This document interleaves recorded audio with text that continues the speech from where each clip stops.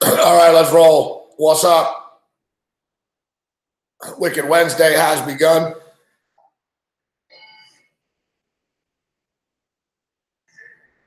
The banner will be stepping up and in about 20 minutes time. We'll talk some CFL. And hopefully Kawhi Leonard, hopefully we get a surprise Kawhi Leonard update in the middle of the night here or something. It'll be like Christmas night, Christmas Eve. Kawhi Leonard's going to come down the fucking chimney and save the Raptors. Save the Raptors' title defense chances. So it's been quite a roller coaster, the Kawhi Leonard stuff. And that roller coaster continues. It's motherfucking insane. Kawhi Leonard's in Toronto. There's fucking helicopters following him around. There's fucking people outside of hotels. And it's all kind of fucking crazy right now. Jalen Rose set the world on fire. Jalen Rose said tonight, earlier this evening, or late this afternoon, that it's 99.9% certain that Kawhi Leonard is signing a 2-year deal with the Toronto Raptors.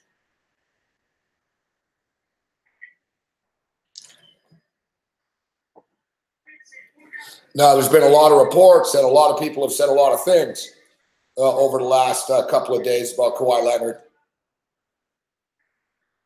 Yet the sports books have taken notice of this,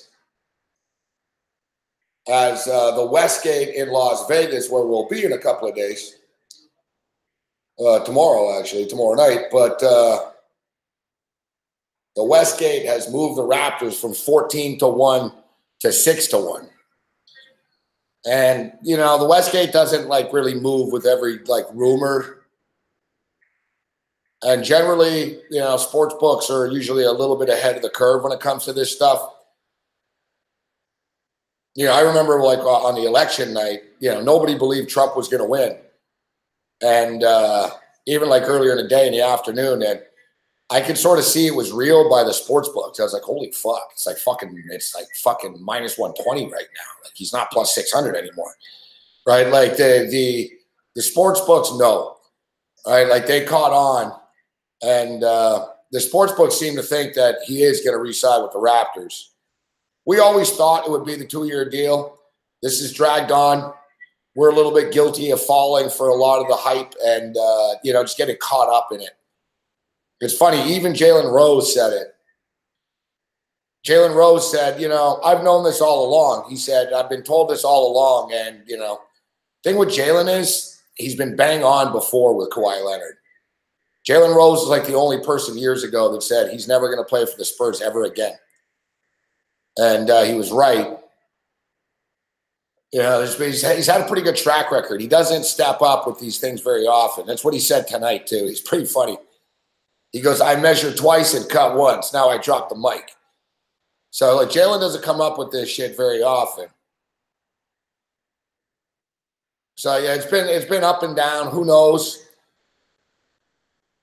You know, as we've seen, the very fact that Kawhi Leonard is in Toronto today is pretty much definition and proof that, you know, the insiders didn't really know anything at all the whole time.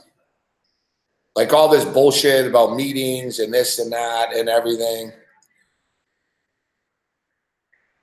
Nobody ever said, oh, Kawhi Leonard's flying into Toronto today. And I really don't see why. I really don't get why he would be in Toronto. Like I said, at this point, if he doesn't re-sign, it's I've never seen a fucking troll job like this. Fuck. You know, from everything, from him going to the Blue Jay game, after, if you're done, you're done. You leave after, right? If you know, all right, I'm leaving, fuck. You don't fucking hang around the city and go to baseball games and get ovations. Go to Niagara Falls. Go to Barbados wearing a fucking Blue Jay jersey. Go to Barbados to a vacation spot that gave you the vacation and shit.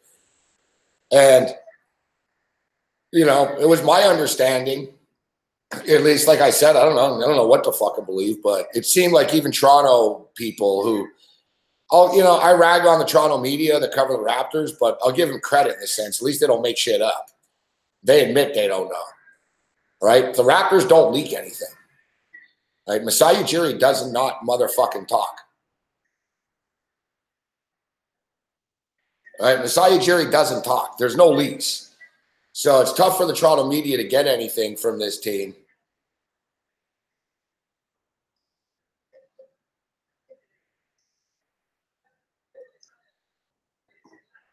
Yet it was out there, and it wasn't even like, it's not like just a rumor or something. It was pretty factual that the Raptors were in LA already. Not Masai Ujiri, but basically I guess Tannenbaum and the money people and shit were already in LA to meet with Kawhi Leonard. Holy shit, what a save. I'm fucking sweating this shit out. The best we can do is a split in this game right now. We're on Chile.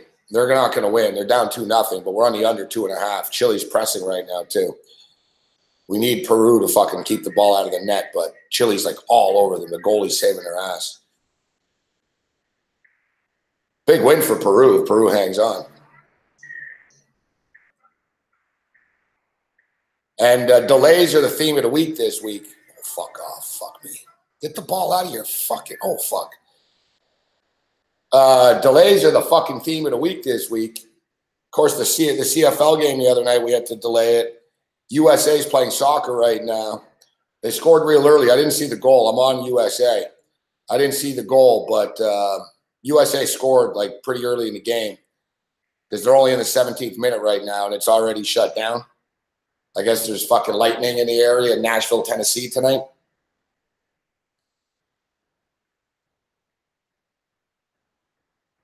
Yeah, we got a flight in the morning / afternoon. It's weird, like with the time zone difference and shit. It fucks you up.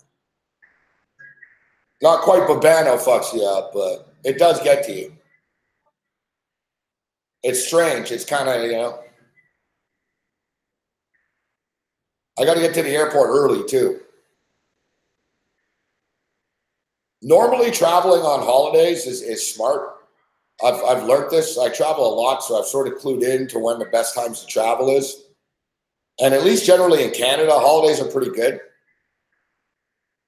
Like if you travel on Christmas Day, like nobody wants to fucking be on a bus or a plane or a train on Christmas Day, right? New Year's Eve. Yeah, there's another one. Fuck. I've done that too. I did that this year. You fly on New Year's Eve, fuck. No one wants to be in an airport on New Year's Eve, So tomorrow, I thought it was good timing. I'm like, nobody's going to fucking want to fly on the 4th of fucking July, man. Right? Especially at the time I'm leaving. Like, I get into Vegas at like 6 at night, Vegas time. So I guess I'm there in time for the festivities and shit. But I don't care. Like, I'm not going out or anything tomorrow night in Vegas. I'm not a big, I'm not a New Year's Eve, 4th of July, Canada Day, all that shit.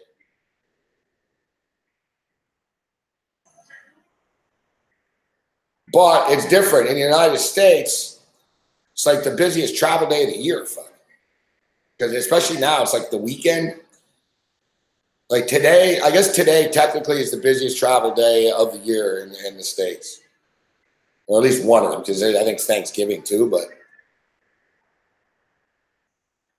I heard them say just like a couple hours ago, it's like the busiest travel day of the year. But I even saw it was like an advisory fuck for Newark Airport fuck, basically. It said, don't fuck around. like I saw this warning. There was like a travel warning, like of all airport type things. And like it had like the 4th of July sort of like each airport, like warning, get there this time, this one's smooth, this one's not. Basically, it warned. It was like Newark is one of the busiest airports in America on the 4th of July. And of course, it says peak hours, fuck. It says 1:30 to 3:30. And I'm like, yeah, of course. That's when I'm going to be there. That airport's already a fucking, I don't hate Newark Airport like most people do. It's all right, actually. You get through it. It's not that bad. Like the staff there are all right and shit. Like the security and shit, Homeland Security. I never have a problem or anything. But like, problem with Newark Airport is there's just nothing there.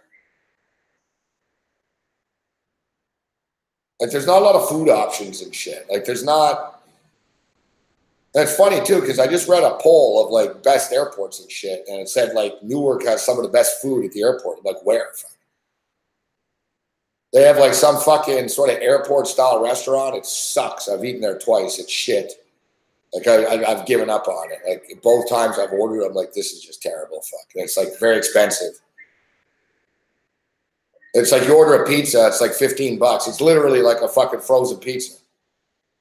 But not even a good one. It's like one of the little mini round, like seriously, it's like, you know, like the 4 little mini ones that you get for like $4. They're charging like $12 for it or something. Like for one little, like, it's like, are you shitting me? I've got whatever I get there sucks. There's a Baskin Robbins in a Newark Airport. That's like the only thing that's decent. Can't really fuck it up. It's Baskin Robbins, whatever. It's just ice cream, but.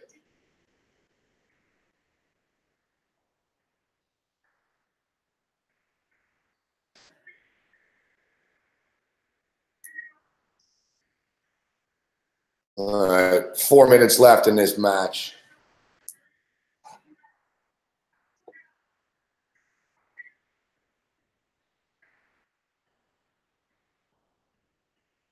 Now, I see for some reason somebody keeps giving a thumbs down. Somebody gave a thumbs down before the show started. So I guess it's been exposed. Whoever gives us a thumbs down on Game Time Decisions every day is here. I don't know if it's supposed to hurt my feelings or something. Fuck. I already have your money, so. if it makes you feel better.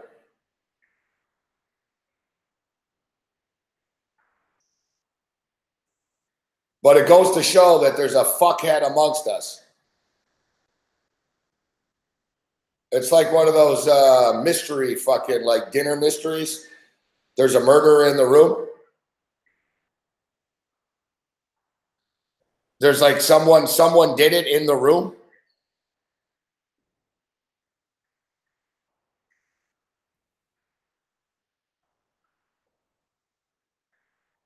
But it was there before we even started.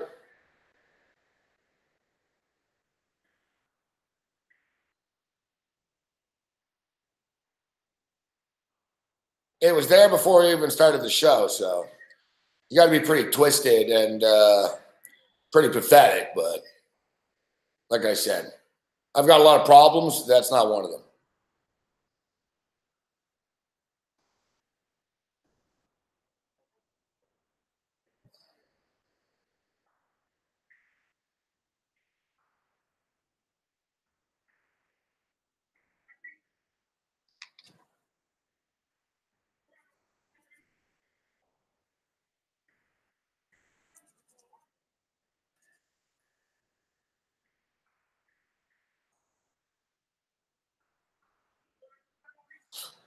Well, Chris Edge.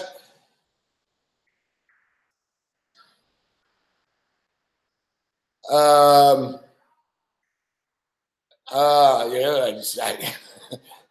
I'm kind of speechless myself, Chris Edge.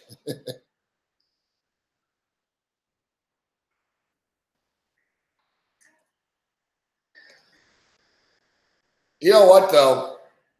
I'm actually going to fucking, I'm going to look it up. I'll find out who's doing it. There's a way you can find out.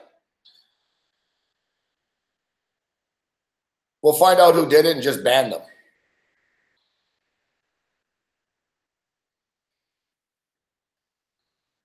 I was going to do it before, but I forgot. I don't really care that much. But now I see it. I'm like, yeah, you know what? Fuck. I'll just find out who did it and we'll just ban them for good. Fuck. And then they don't have to fucking, you know, they can save themselves $20 a month and we could have a sparkling record. Well, it's kind of sad, Chris Edge, to know that we have someone this fucking immature and pathetic in our chat.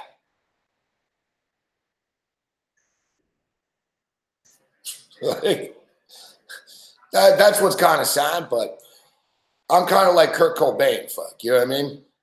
you're going to have fucking loser fans sometimes. Like if, you know, like Metallica, not everybody at a Metallica concert is a fucking winner in life. You know what I mean? Oh, no, here's a late goal. Oh, fuck off.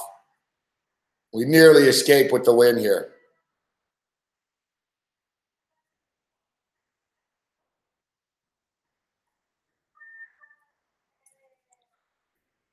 All I got to do, I'll just give the computer to the kid at fucking the Fantasy Network. I'll just say, hey, who's fucking around here on YouTube?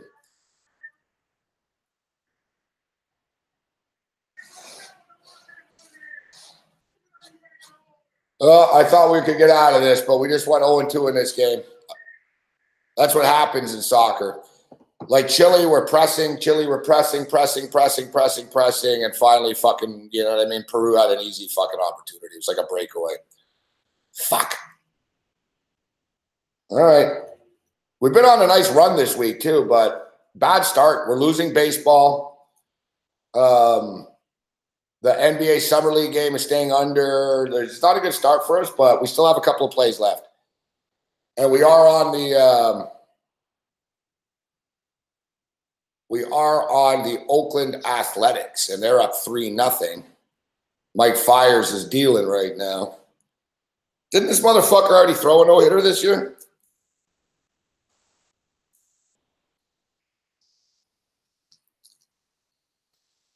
Yeah, so listen, we're on Oakland. They're up 3-0. They got runners on first and third with 1 out. Maybe they could break this shit open.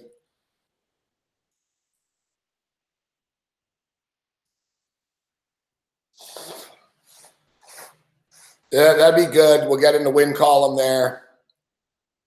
We'll take the wins where we can get them right now. Like I said, it's been a very good week, like every night. Like fucking yesterday, look, we were fucking like 6 or 7-1 in soccer yesterday. Right, we were fucking rolling along.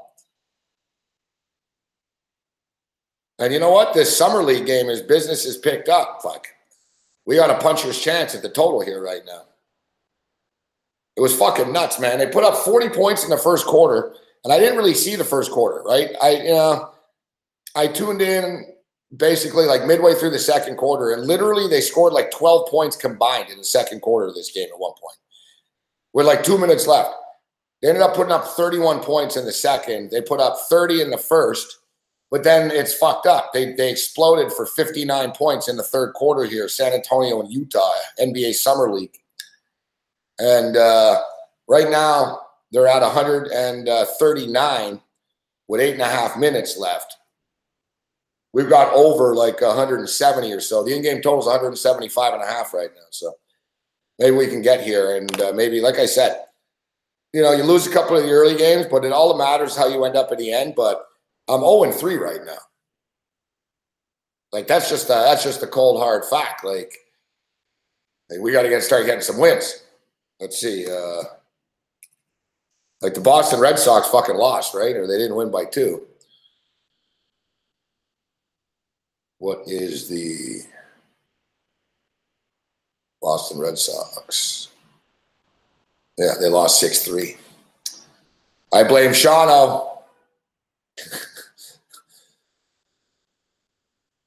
Come on, Shawno. What the fuck's wrong with your team, man?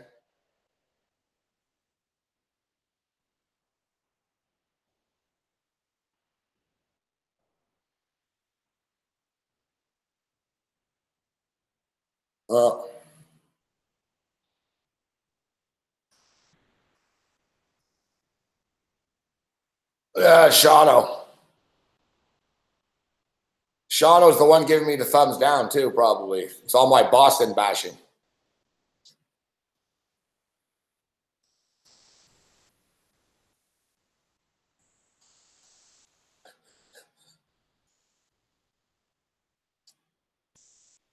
Wow.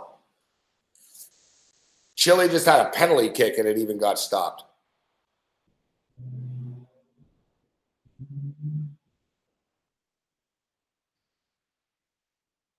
I'm telling you, the Boston run is done.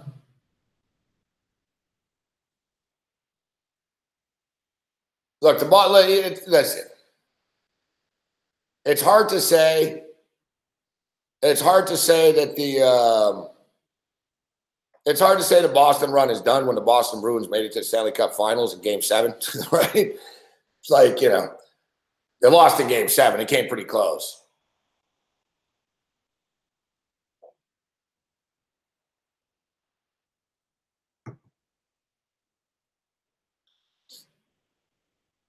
Listen, the Red Sox aren't done yet for the year, but all it took, I'm sorry, Shadow, but all it took for the Red Sox to blow was me, the kiss of death, in which I said, oh, it'll be the Red Sox and the Dodgers.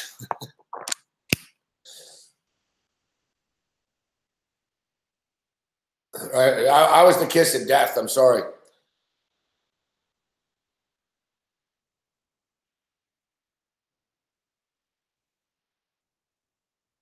It will be interesting, though, to see.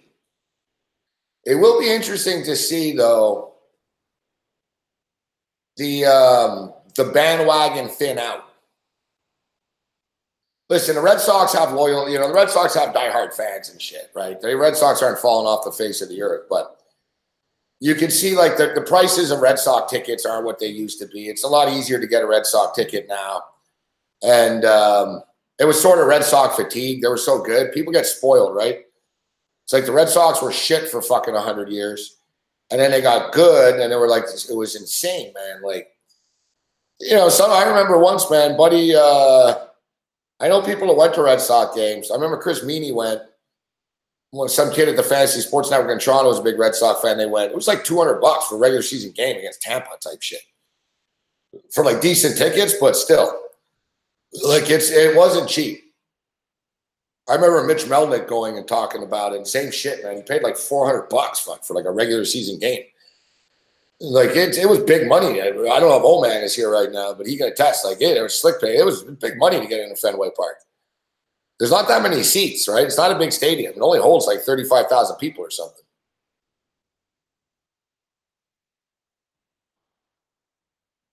But the Patriots, listen, the Red Sox have more loyal fans. The Patriots I'm more interested in. Like once Belichick and Brady are gone, let's see these jackass Patriot fans how loyal they are. Like the Patriots never had good fans before. I know, like fucking, I've been watching the Patriots my whole life. I used to not mind the Patriots when I was a kid. I liked Steve Grogan. I liked Sam Cunningham. I was a Bills fan, but yeah, I didn't mind the Patriots really. Like they weren't a threat. They were shit. Like the Patriots were bad, man. Like fucking for most of my life, they've been bad, to be honest. It's just been this little Brady run, which has been quite a long run here, but like it was a big deal when the Patriots made the Super Bowl for the first time. It was like a shock. And finally, after all your Patriots, and they got smoked. And then they weren't in it again. Like they weren't, you know, like the stadium was fucking half empty and shit. They weren't a popular team. And then they won with Tom Brady, and suddenly, you know.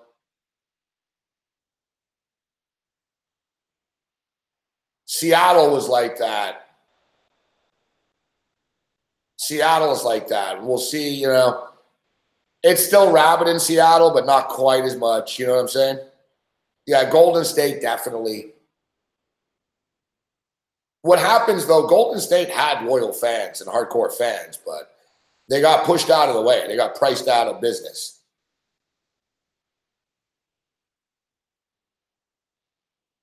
Right? They got pushed out of, you know, they got pushed out of the way. And I'll tell you, yeah, there's a ton of MLS actually to Gino. I'll tell you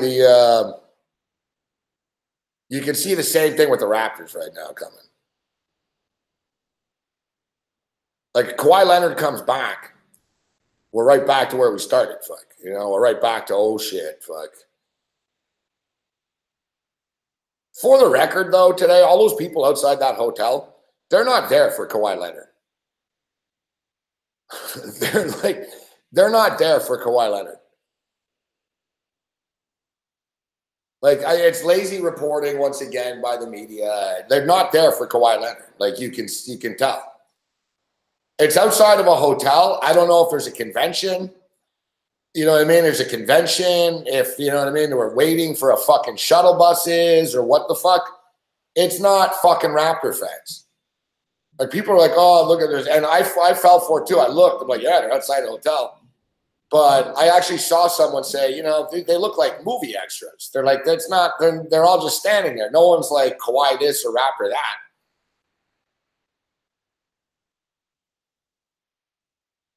You know what I mean? Like if you look at the video, I'll show you the video here.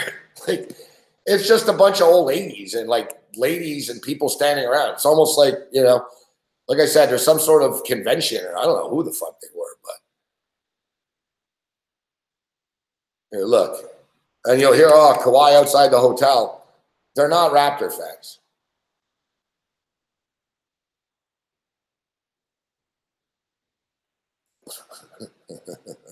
This is pretty good, though. There's been some good fucking gifts this week. I got to give credit to Twitter.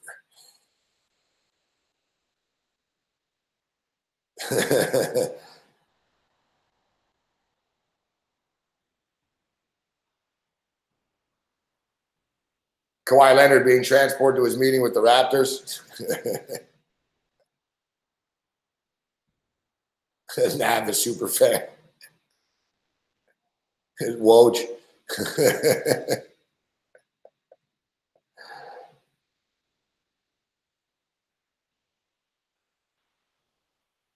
Okay, so look.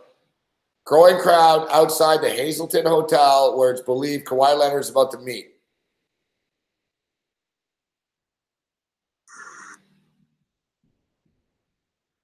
Why does it always do that?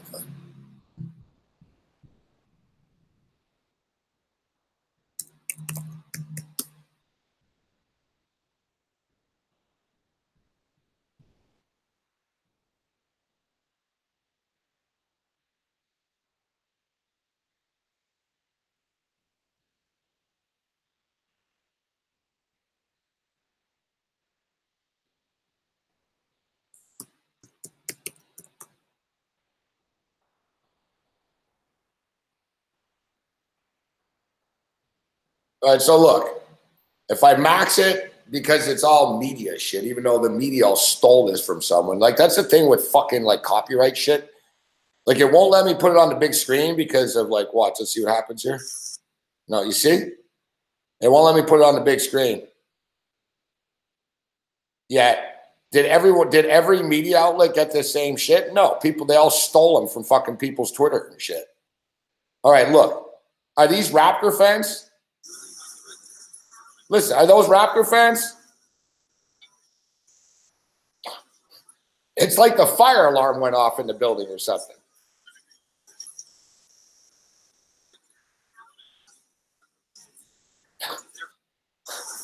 That's not Raptor fans. Like this lady, I'm sure, like this lady here at the Orange is dying fucking quiet. Look at these. This teenage girl is like pointing at a hotel. Like this. Like, they're not Raptor fans.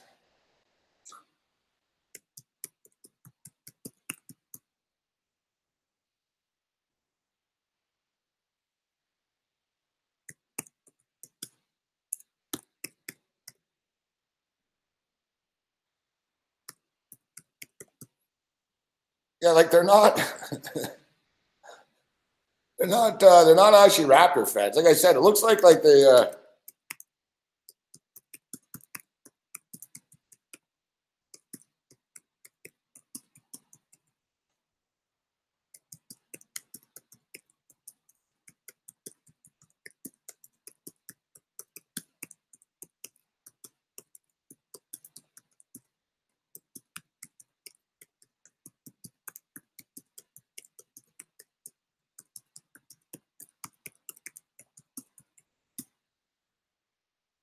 Yeah, they're not really. If you look. Yeah. Yeah, exactly, Shano. Like, there's not one Raptor fan there. like the narrative, like basically, like they're onlookers. I bet you they're tourists. They're people. They're on the street, and they just fucking saw a bunch of SUVs and fucking TV cameras and shit, and they all stopped and like are wondering, oh, what's going on? Like I don't think they even knew. You know what I mean? Like, I don't even think they know what's going on. You saw some teenage girl pointing at the hotel and shit, like talking to her mother, like, what's going on, mom? like thousands of fans outside the hotel. There ain't no one outside the hotel. Fuck. Looks like the fire alarm went off and they're waiting to get back in. Fuck these people.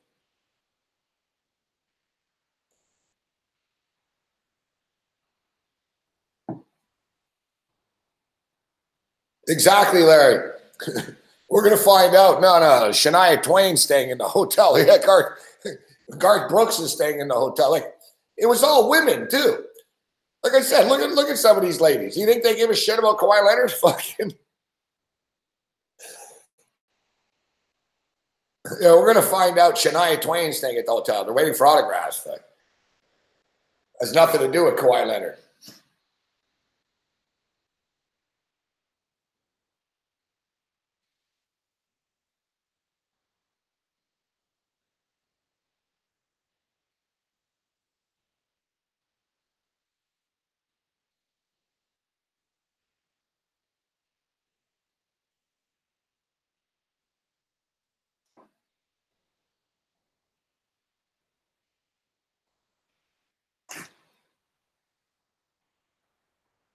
It's true, though. If you look at the video, it has nothing to do with Kawhi Leonard, any of this shit.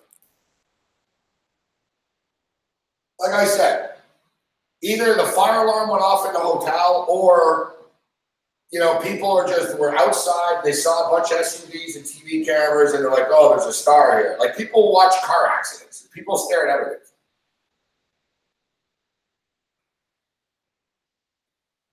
Especially, look, if you're standing there, you see all these SUVs pull up. You know, a bunch of big dudes get out. There's helicopters overhead. You're going to stand there. You're going to think, oh, something's going on here. But all those people on the sidewalk, they didn't even seem interested in what was going on anywhere. They were all just standing there. Like, it was like I said, it was like they were all waiting for a bus or something. Like, if you ask me what's this scene, I'd say, I don't know, the fire alarm in the building went off and they're all waiting to get back in.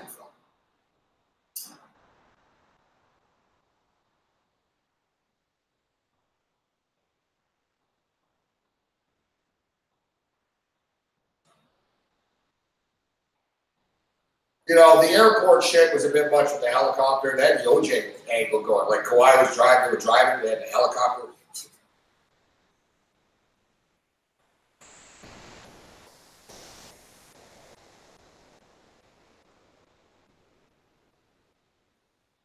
This is the craziest free agent that I've ever seen in my life besides LeBron James.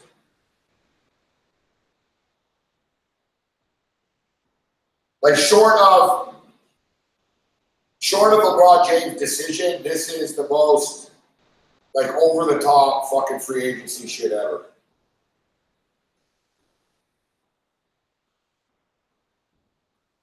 People are like, oh, Kawhi doesn't like drama. Yeah, he doesn't like drama. Fuck. Guys flying around in private jets, rolling into Toronto. He knows, like, all this was going to cause attention, right? He could have said easily, I'm not going to the baseball game. Fuck, I'm not walking down the crowd. They're all going to think I'm staying. He just doesn't care, or the whole time he was staying, and he just wanted to play the market and fucking play the world here. We don't know. Like I said, that's what I was going to say earlier. So Jalen Rose said he knew all along. Jalen Rose said the whole time, basically, Kawhi was going to sign a 2-year deal, and, you know, he'll probably leave when he's 30 for the Supermax. And we all talked about that. A lot of us brought this up like weeks ago, like 2 weeks ago, that it makes sense for him to sign a 2-year deal. Then he's a 10-year vet, and he can make real money after, and he can bowl. But like I said the other night, you know, you can go to LA when you're 30, you can go home and shit, but you're the champion now. You got to ride it out.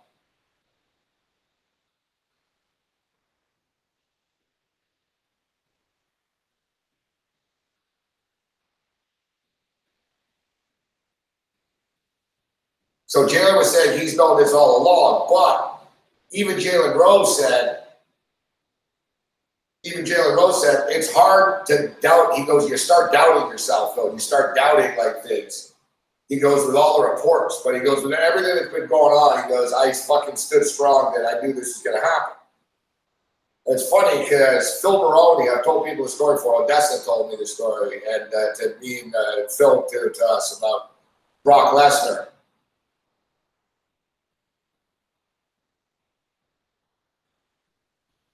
Cain Velasquez was fighting Brock Lesnar years ago. And we had Phil Baroni on, and Phil Baroni was training at AKA, where Cain Velasquez in the Bay, San Jose, the Bay Area. So he was training with Cain and shit at the gym, not with him. You know what I mean? He was at the gym, so he saw him all the time and shit. He knew him. He's friends with him and shit. Man.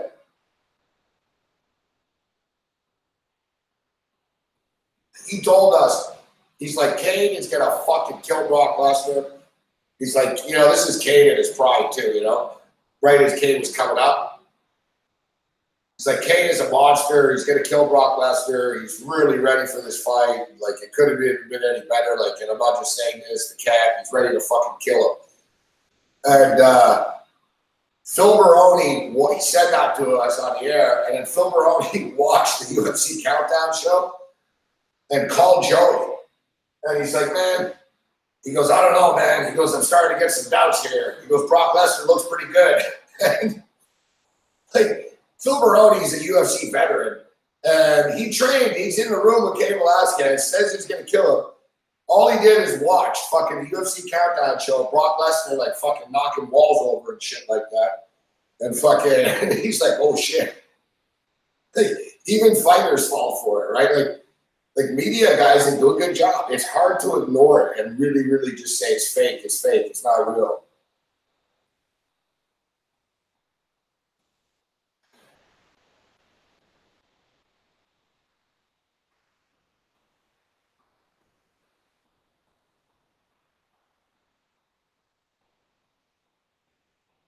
The thing is, I always tell people, like, you go with your gut instinct.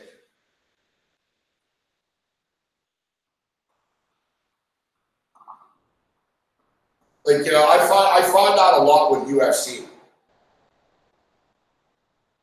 Like, I used to follow UFC more than I do now. I still follow it. I follow it more than the average person now, but I don't follow it as much as I used to.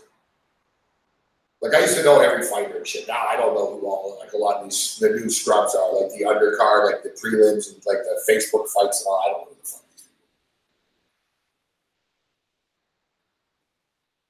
But I've noticed this over the last like 2 years, 3 years since I'm not doing MMA Meltdown, and I don't follow them as closely, is I'll like a fight. I'll be like, man, this guy's going to beat this guy. I don't understand the odds. But then I talk to people and I hear everyone, and I'm like, yeah, these guys follow pretty closely. They're all saying that this guy's done, or this kid's the real deal. And they're always wrong, fuck. I'm telling you. Like never, I find that really with UFC, like go with what you think. Don't fall for like anything else.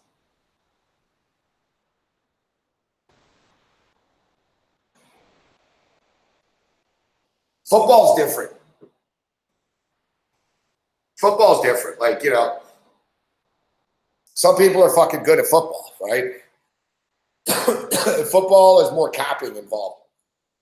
Like there's more capping, there's more, you can control it more, even though we're not in control of it, obviously, once the game starts. But fighting, you know, it's so random, fuck. You know, like a fucking knee to the face, a bad decision, fucking a cut, a stoppage. There's a lot of shit that can happen in a fight that's pretty random. You can't really lock in and say it's a lock, you know?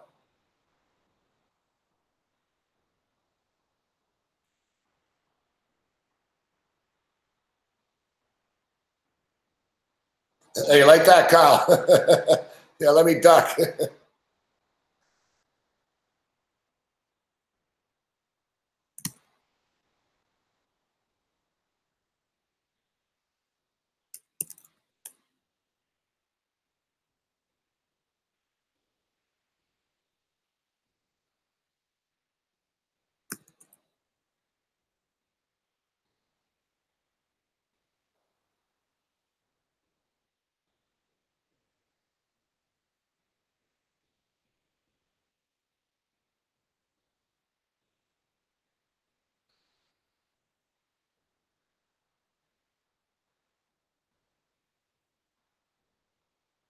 Oh, here's a new report. Kawhi Leonard will not make a decision tonight and may not be for the next couple of days. No 2-year deal has been discussed. Yeah, the fuck do you know?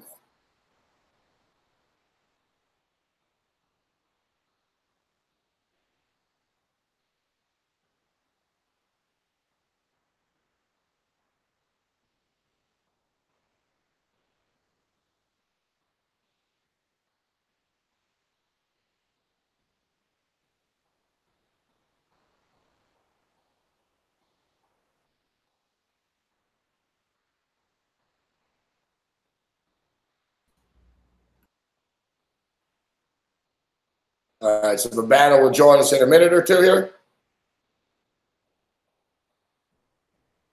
Calabundo. Peru.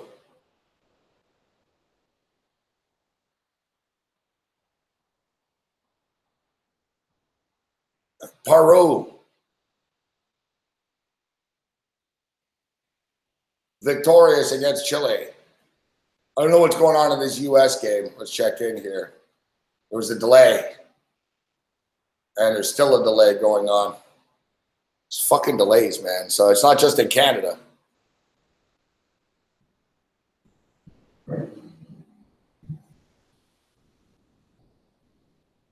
Yeah, like I said earlier, and I tweeted this out, was it's the hate stuff, like the anti-Canada stuff. Like if it was just basketball takes,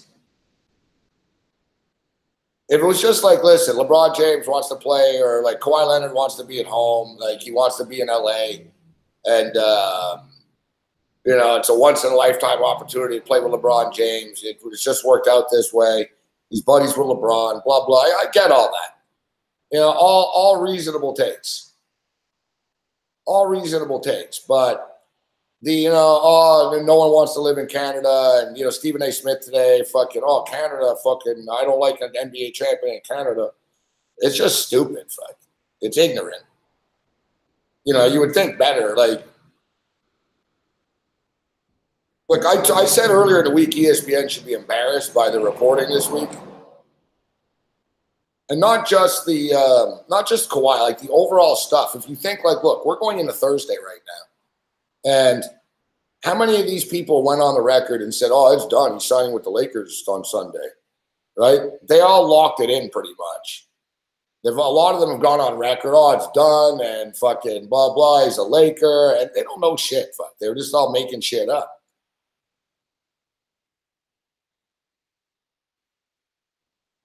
Yeah, it's a good point, Ty Rich. It's a very good point.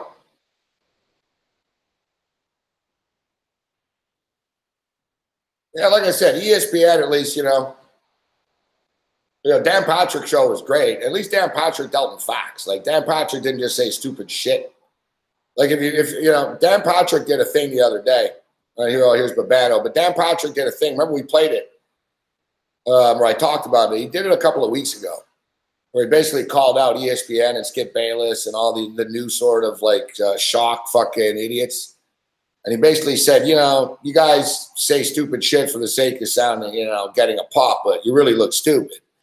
And he said, it's kind of embarrassing. And, like Dan Patrick just basically ripped the fuck out of ESPN and Skip Bayless.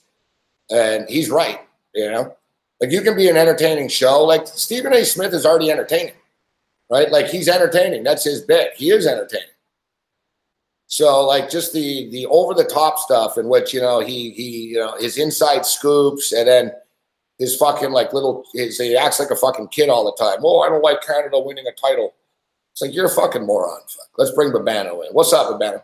Yeah, you know what? When it comes to the whole Kawhi Leonard rumors and speculation and just incessant discussion and rumors and innuendo going on, it's time for me to basically emulate the Jim Carrey scene from Liar Liar, where he puts both ends of his tie in his ears and goes la la la la la la la, just tries to make noise so he can block the whole shit out. I'm done with it. I'm sick of it. Make the decision and let's move on already. I can't disagree. It is frustrating. And the worst part is those American blowhards down there, Stephen A. this and Skip Baseless that, and Chris Broussard with his 100% wrong sources and talking about Kawhi might have an issue with the different grocery stores in Canada. Hey, Broussard, I didn't realize our grocery stores had nothing but breadcrumbs up here. You fucking ignorant imbecile. Better in Canada. So. Yeah. Food's actually better. But anyways. Have fun at Fox Sports 1 with 8 people watching every day. Hope you're enjoying that. Chris Broussard is making shit up. Chris Broussard repeated the exact same shit that Lou Williams said. That, like, word for word. So he basically said, oh, they don't like it because of this. Well, Lou Williams. And Lou Williams is an idiot. And Lou Williams even said, oh, you like playing in Toronto for the first 4 or 5 months of the season, but then you want to go home. But, man, the season's only 6 months. Yeah, exactly. It just, yeah, like, it's, you know, we always knew that there's that American sort of ignorance and the American superiority type thing. Like, they just think that, oh, you know, fuck Canada, and oh, you know, fuck the Raptors. No one's, you know, it's just, you would hope that in 2019, especially the NBA, that's such a worldly sport. But Stephen A. Smith today about, like, his little pouty face. I just don't like it. And I don't like a team winning in Canada. It's just stupid. You know, like, what do you give a shit for? You know what I mean? Like, does it really affect your life in any way, Stephen A. Smith? You're still going to get paid millions. You're still going to do his radio show and First Take every day. Is it going to affect you and impact you? Well, what it is, it bothers them because they don't have an insight, right? They're not. It's, you know, they're not buddies with the Raptors, and they don't. You know what I mean? It's just they're outsiders to the Raptors. They don't like that, and it's, you know, it's fucking ridiculous. Especially with such a global and international sport. And you know, it's ironic too. So it finally comes out. So, like I said, it's one thing to report Babette. It's one thing to say, you know, oh, Kawhi this, that. But Chris Broussard went off on a thing about how he wouldn't want to live in Toronto. The guy's from Baton Rouge, which is a fucking dump, right? So it's like a trailer park. I've been there. Like, it's one big trailer park, you know, and they got a nice little university there. And it's a dump. Yeah, LSU is its staple. LSU is its calling card. That's about it. Yeah, so, like, he's like, oh, I've never lived there. Fine. But, you know, you're not in the NBA, right? So it's like Stephen A. Smith. Instead of just reporting Kawhi should go to LA, why he thinks he should, like, play with LeBron or whatever, it's, like, personal. Like, it comes out to, he says today, I just don't like teams from Canada winning. He admits it. He said it. I just don't like it. Right? Like, so, like, well, you know, that's a great hot take. You know what I mean? It sounds like a 6-year-old kid. I just don't like it. Well, he spent months saying that Kawhi had little to no chance of returning to the Toronto Raptors. He's realizing that's not possibly going to happen. He might very well return there, and I still think he is going to return. So now he's got to change the narrative and still go after it somehow. It can't be, oh, I'm reporting that he's not going to go there. Now that there's a chance he's going to go there, I'm still going to say, hey, he shouldn't go there because it's Canada. The champion should be in the U.S. They're just going to find another way to try to, you know, stick it to Toronto in some way. And you know why ESPN's pissed too, and why these American networks don't like the Raptors a whole lot? Because when they go up to Toronto to do a game, TSN and Sportsnet media people get carte blanche. They get the first dibs. That doesn't make ESPN and be very happy. And also their ratings go down too. Yes. They don't get it's ironic because more people actually watch NBA finals this year than basically ever. There's 13 million people watching a game in Canada. That's like more people are watching than the US. Right? But even if you doubled it, which you don't, you wouldn't do. So let's be honest, Gabe. Rod Black has more access to the Raptor team when they play in Toronto than Stephen A. or anybody from south of the border would. Yeah. Yeah, they're not boys with him. But the fact is, though, we've always known this, right? And some people have thought it's bullshit or it's like, you know, it's a conspiracy. I made it up. We've always known, though, that, you know, in the NHL too, you know, we say, oh, why don't teams from Canada win? Now, listen, I'm not blaming the league for the fact that teams from Canada never win. But even the NHL, like, they don't want it. Like, they prefer two teams from the States. Look, St. Louis and Boston had the highest ratings in 24 fucking years, Babette. Right? Like, you know, Winnipeg, it's the same problem. They don't give a shit how many people are watching in Canada. It doesn't, you know, it doesn't move the needle for them. So we've already known this, and you know, we've seen this with the Raptors in the past, like for years. Like, the Raptors used to really get screwed, Babette. Like, I'm talking like blatantly. Like, man, it was in the playoffs once. It was game 7 about fucking 6-7 years ago, whatever. And Kevin Garnett fouled out of the game. Brooklyn Nets series, I remember. Yeah, he never left the court, fuck. And they just let him stay on, and someone else took the blame for it. Right? And then, like, because they were freaked out. They're like, fuck, we can't have the Raptors win. And we saw this a couple of years ago against the Cavaliers. And it's not just the Raptors, okay? Like, but the Raptors are at the top of the list. Like, they would rather the Sacramento Kings in the finals than the Raptors. And they don't want the Sacramento Kings in the finals. Like, it's like next year, it's going to be a bitch in the playoffs, bro. Dude, the NBA ratings literally were like the lowest in 20 years. Like, that, you can't dispute it. Facts are facts. Like, the ratings were terrible on ABC for this year's finals. And the reason solely was they never had this before. The Raptors were never in the finals before. They've never dealt with it not having 2 markets. Like, their ratings were 1 market, Babano. You know what I'm saying? They're supposed to get a boom from the 2 ratings, they lost, exactly. They lost 1 full market. Well, let's say 3 million, 2 million, like, but it's significant when you're charging as much for the ads. So it was a nightmare for the NBA. They can, and internationally, they can talk about the hits and growing the game and shit, but they don't like it in reality. The networks don't like it. So next year in the playoffs, fuck, get ready, bro. Like, we're not going to be getting defending call champs, but it's going to be like, don't let these guys in the finals again. Like, the ratings are terrible. So it's something to keep your eye on next year. It really is. That's the thing. ABC, when the NBA finals are on there, they can usually, if it's 2 American teams, get 2 big time booming local Nielsen rating numbers from the 2 cities that are in the NBA finals. Last year, obviously, Golden State and Cleveland. Ratings were off the chart in those 2 local markets for ABC last year. This year, only Golden State goes through the Nielsen rating system with a rating.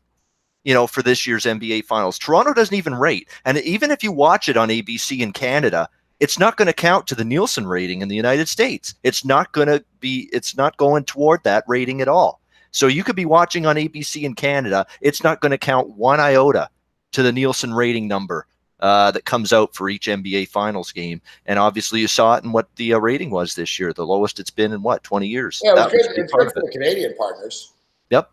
I can tell you there were a lot of people I knew here in the Hamilton area and Toronto area that were watching on ABC, believe it or not the Sportsnet or TSN coverage, just to get a feel of what, Breen and Van Gundy and those guys were saying. It's not that they didn't like Devlin and Jack and Leo.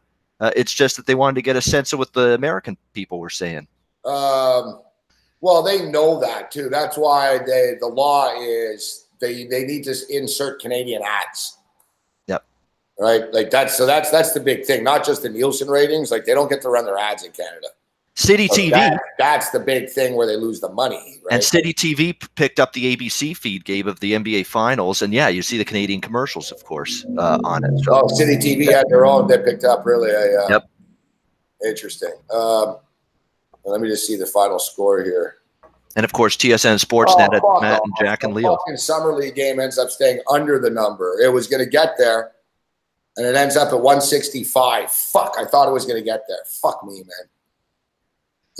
We're having a good week with picks, but fuck, I'm not having the best night here tonight. I keep falling short. Fuck. All right, we're gonna have to get this late one. We're on the Oakland Athletics at least. Fuck though, man, that pisses me off. Fuck, I thought we had it. They're really sailing. Yeah, the CFL game. The fucking USA Jamaica game is delayed right now. Babano. Fucking Lightning in Nashville. Really? So that game might still be on when I'm done. I might check that out. They're in the 17th minute only. USA's up 1-0. So, all right, let's jump in here. So, what are we into week 4 already in the CFL? Yeah. Yeah, we are week 4 already. I mean, it's unbelievable. It's flying by already. It feels like we just started. And this is the downfall of a 19 league only, in which we got another rematch right away here. With Hamilton and Montreal. Hamilton goes into Montreal. Now they lay 12.5, over under 56.5. Montreal's defense, the battle battles a bit. They gave up some big plays, but Montreal's offense just goes to and out too much, man. And the defense is on the field all the time, fuck. And, as you know, eventually you get worn out, these defenses. What do you think of this lane, 12.5? It's hard to say. It's hard to take the Alouettes now. It really is. It's hard to take Montreal. It is right now. And they've got injuries galore on defense. Offense, Devere Posey may not suit up at receiver, and it's beyond BJ Cunningham and a couple other guys. There's not a whole lot of depth there. Vernon Adams, I thought, was going to play a lot better last week than he did, but he was under duress. The Hamilton defensive front was all over him. Montreal still got a very bad offensive line. That was proof last week. The defense has still got a long way to go. I don't like the situation with the defense. They got injuries. They got Bob Slowick as the DC, who was hired by Mike Sherman, who's not even there anymore, who got fired. It's just a bad vibe right now with the Alouettes right now. The one concern for Hamilton is they got huge games on deck with Calgary and Winnipeg after this, like two big tests for them against good West Division teams. They already kicked the snot out of Montreal last week, Gabe. Is complacency going to set in here for the Ticats? To me, that's the only way they don't win and cover this number. Is if they sort of sleepwalk through this game. They already beat the hell out of Montreal last week. Do we really need to go full bore here? They are going to have Luke Tasker back. That's going to help. Braylon Addison's out at receiver, but Tasker comes back. So good timing with that. So to replace Addison. So it's going to be a good receiving core for Hamilton with him back. Sean Thomas Erlington should be fired up. He played for Montreal Carabin, Gabe, in Canadian University football. Going back to Montreal, first time as a starting running back for Hamilton now. I could see him having a big game from a fantasy perspective. If you play CFL fantasy, maybe look at Thomas Erlington. What was the score last week?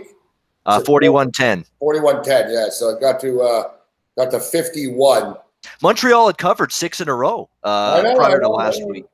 They were sort of lingering right around the half and stuff, but the wheels just, what it was? It was that late touchdown near the end of the half. Well, you were at the game, right? So remember, it was like 8-3, whatever. They were lingering. They were hanging around. Hell, they even made a goal line stand late in the first half. Yeah, I know. That kept them in it a bit, but it was slipping at that point. You know what I mean? Actually, it was Thomas Erlington's touchdown catch early third quarter that really sunk the sail. Like, took a lot of wind out of Montreal's sails. It was a big touchdown. Can they get to 57? What do you think of the total? The total's lower than it was last week, and Montreal, I think, can hang a crooked number. And the games in Montreal, if you look at recent history, Hamilton in Montreal they'll probably score 18 or 21 or something. Very high scoring. Hamilton's been good for 30, 40 points every time they've played in Montreal the last couple of seasons. Can you get 17, 20 out of Montreal? If you can, it should go over the number. And you get a lesser total, slightly, not much, but slightly less than last week. So I'd lean over the total, not going to touch the side, but I don't want Montreal. I don't trust them. This next game should be a fun one, Winnipeg and Ottawa. So what's the deal? Why are Winnipeg getting 3.5 points in this game? That's a good question. I saw this. I'm like, I don't know, no major injuries that I know of. And I don't know. Like, I get it. Ottawa's playing some decent football this year. They're off a bye, but I can't buy that. Winnipeg are a better team. Like, Babano, plus 150 on the money line, dude, right now I see. Give me Winnipeg on the money line. I'll take the 3.5 too, but I'm going to play the money line. You could look at it two ways. Winnipeg didn't play great last week against Edmonton, and maybe that could be cause for concern. They played good in the first half. They just took the pedal. They went into cruise control too early. You know what I mean? Yeah. They took the pedal off the metal. But you could also look at it this way from a positive standpoint. Glass half full says they didn't play great and they still won the game. So you got to look at it that way if you're Winnipeg. I'm with you. I'm taking points here with Winnipeg. I think they're my pick to win the West. You're catching points with a West team against an East team. Now, Ottawa's 2-0, and they've looked great. Their offense, I'm shocked how good it's been with Dominique Davis, with a revamped O-line, new receivers, new running back, new offensive coordinator, and yet they've looked so good on offense. Impressive, too, Babano, that they beat two West teams, too, right? They beat fucking Calgary and Saskatchewan. Like, normally the East, loses to the West all the time. No, they did. Impressive. No doubt about it. They gave up 41 to Saskatchewan, though, and their offense with Fajardo. That's been a decent offense. Fajardo's played well. But Fajardo's was good. What's worrying me, too, is they played those two great games. They definitely had some rhythm, some momentum going. Now you have the bye week. I don't like bye weeks when you're playing well, like Ottawa was. It throws it off a little bit. They could maybe not be sharp, not that same cohesion and crispness in their game with the bye after two really good performances. They were just building a nice rhythm and flow, offense playing good, defense being solid. I could see the bye week throwing them off. Winnipeg's like 4-0 straight up and against the spread, by the way, their last 4 visits to Ottawa. So they've played well here. at TD Place in the nation's capital. I think I think Winnipeg can win the game. You're going to give me 4. I got 4.5. You can give me 3.5, 4 points still with Winnipeg. I think that's a take you got to have. All right. The total's 54.5. There should be points in this game. I mean, listen, it's played to the over. I mean, I don't want to be a broken record talking about the over all the time. Listen, I'm not in a hurry to bet the Alouette game total. I don't trust the Alouette offense enough. If I had to, I bet the over. But this one, 54.5, we talked about it. Ottawa's offense has been explosive. Winnipeg's offense is pretty efficient as well. There should be, it's not that many points. If it's not 57.5 or 58.5, it's only 54.5. Very manageable. I'll be on the Bombers on the points, the Bombers money line, and the over. I'm neutral on the over. I know my pal, who's having a amazing CFL season, Andrew McGinnis. He likes the under in this game. I'm neutral on the total, but Winnipeg's defense is really good. That's my one concern with the over in this game. Dominique Davis moved the ball against a Calgary defense that's got issues. We've seen that on full display now. Calgary's defense ain't the same. Saskatchewan's defense is supposed to be good, but they moved the ball well against them at home. Winnipeg's defense, I think, is going to really test Davis here, especially after the bye. I think maybe the offense not quite as sharp, but I'm not in a rush to bet it under, so I wish you luck with the over. I like Winnipeg, though. Definitely, that's my best bet, I think, this week is Winnipeg. That's the Friday night game. BC and Toronto on Saturday. BC still looking for their first win and keep blowing leads. This is a tough one to handicap because there's so many things going on in this game. BC, how do they bounce back after that? They just gave that game away last week against Calgary. Brutal loss, 0-3 now.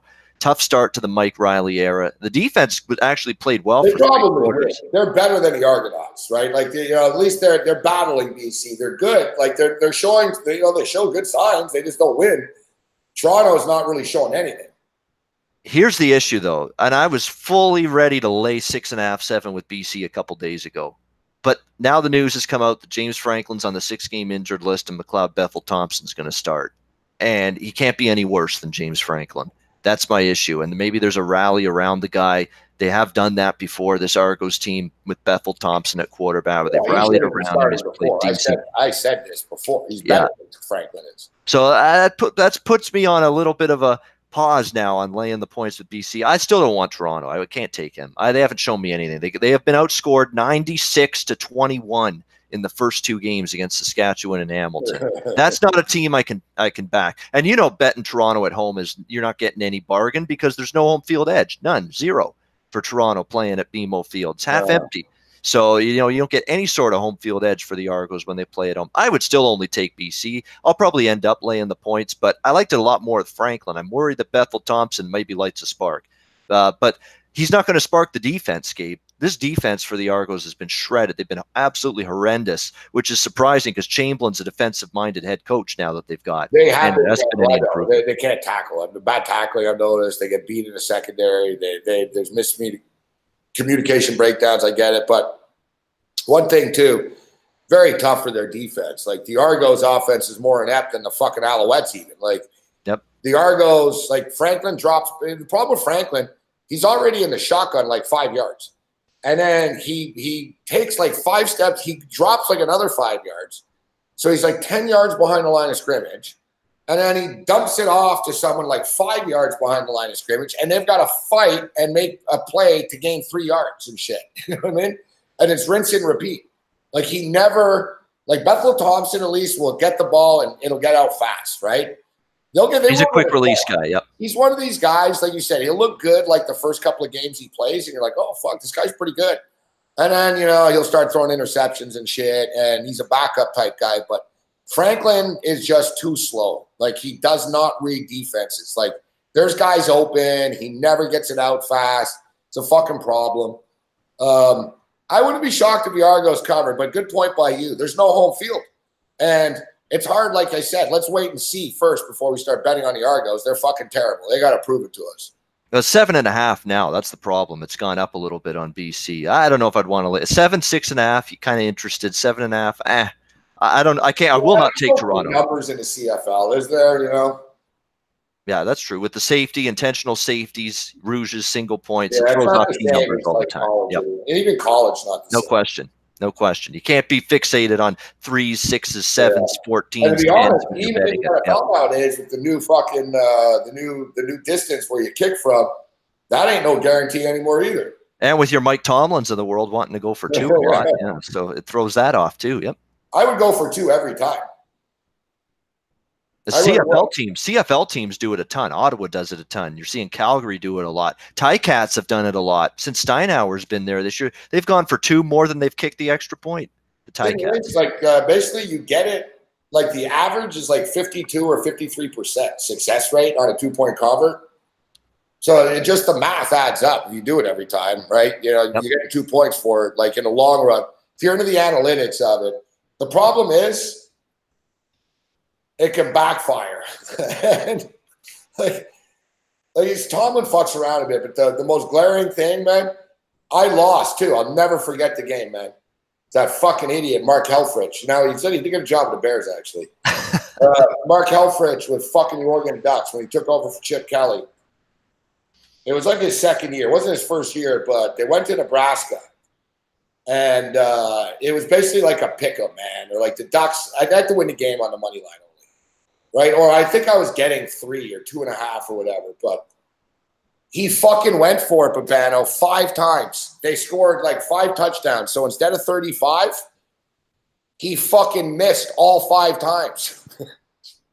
Like, wow. They literally went 0 for fucking 5 on 2-point converts and ended up losing the game by like 2. And it was like, holy fuck, man. But the thing is, in college, you don't kick from 38 yards. College is fucking easy, the extra point, right? It's like 7 yards still. It's right there. So it's like it's an automatic point.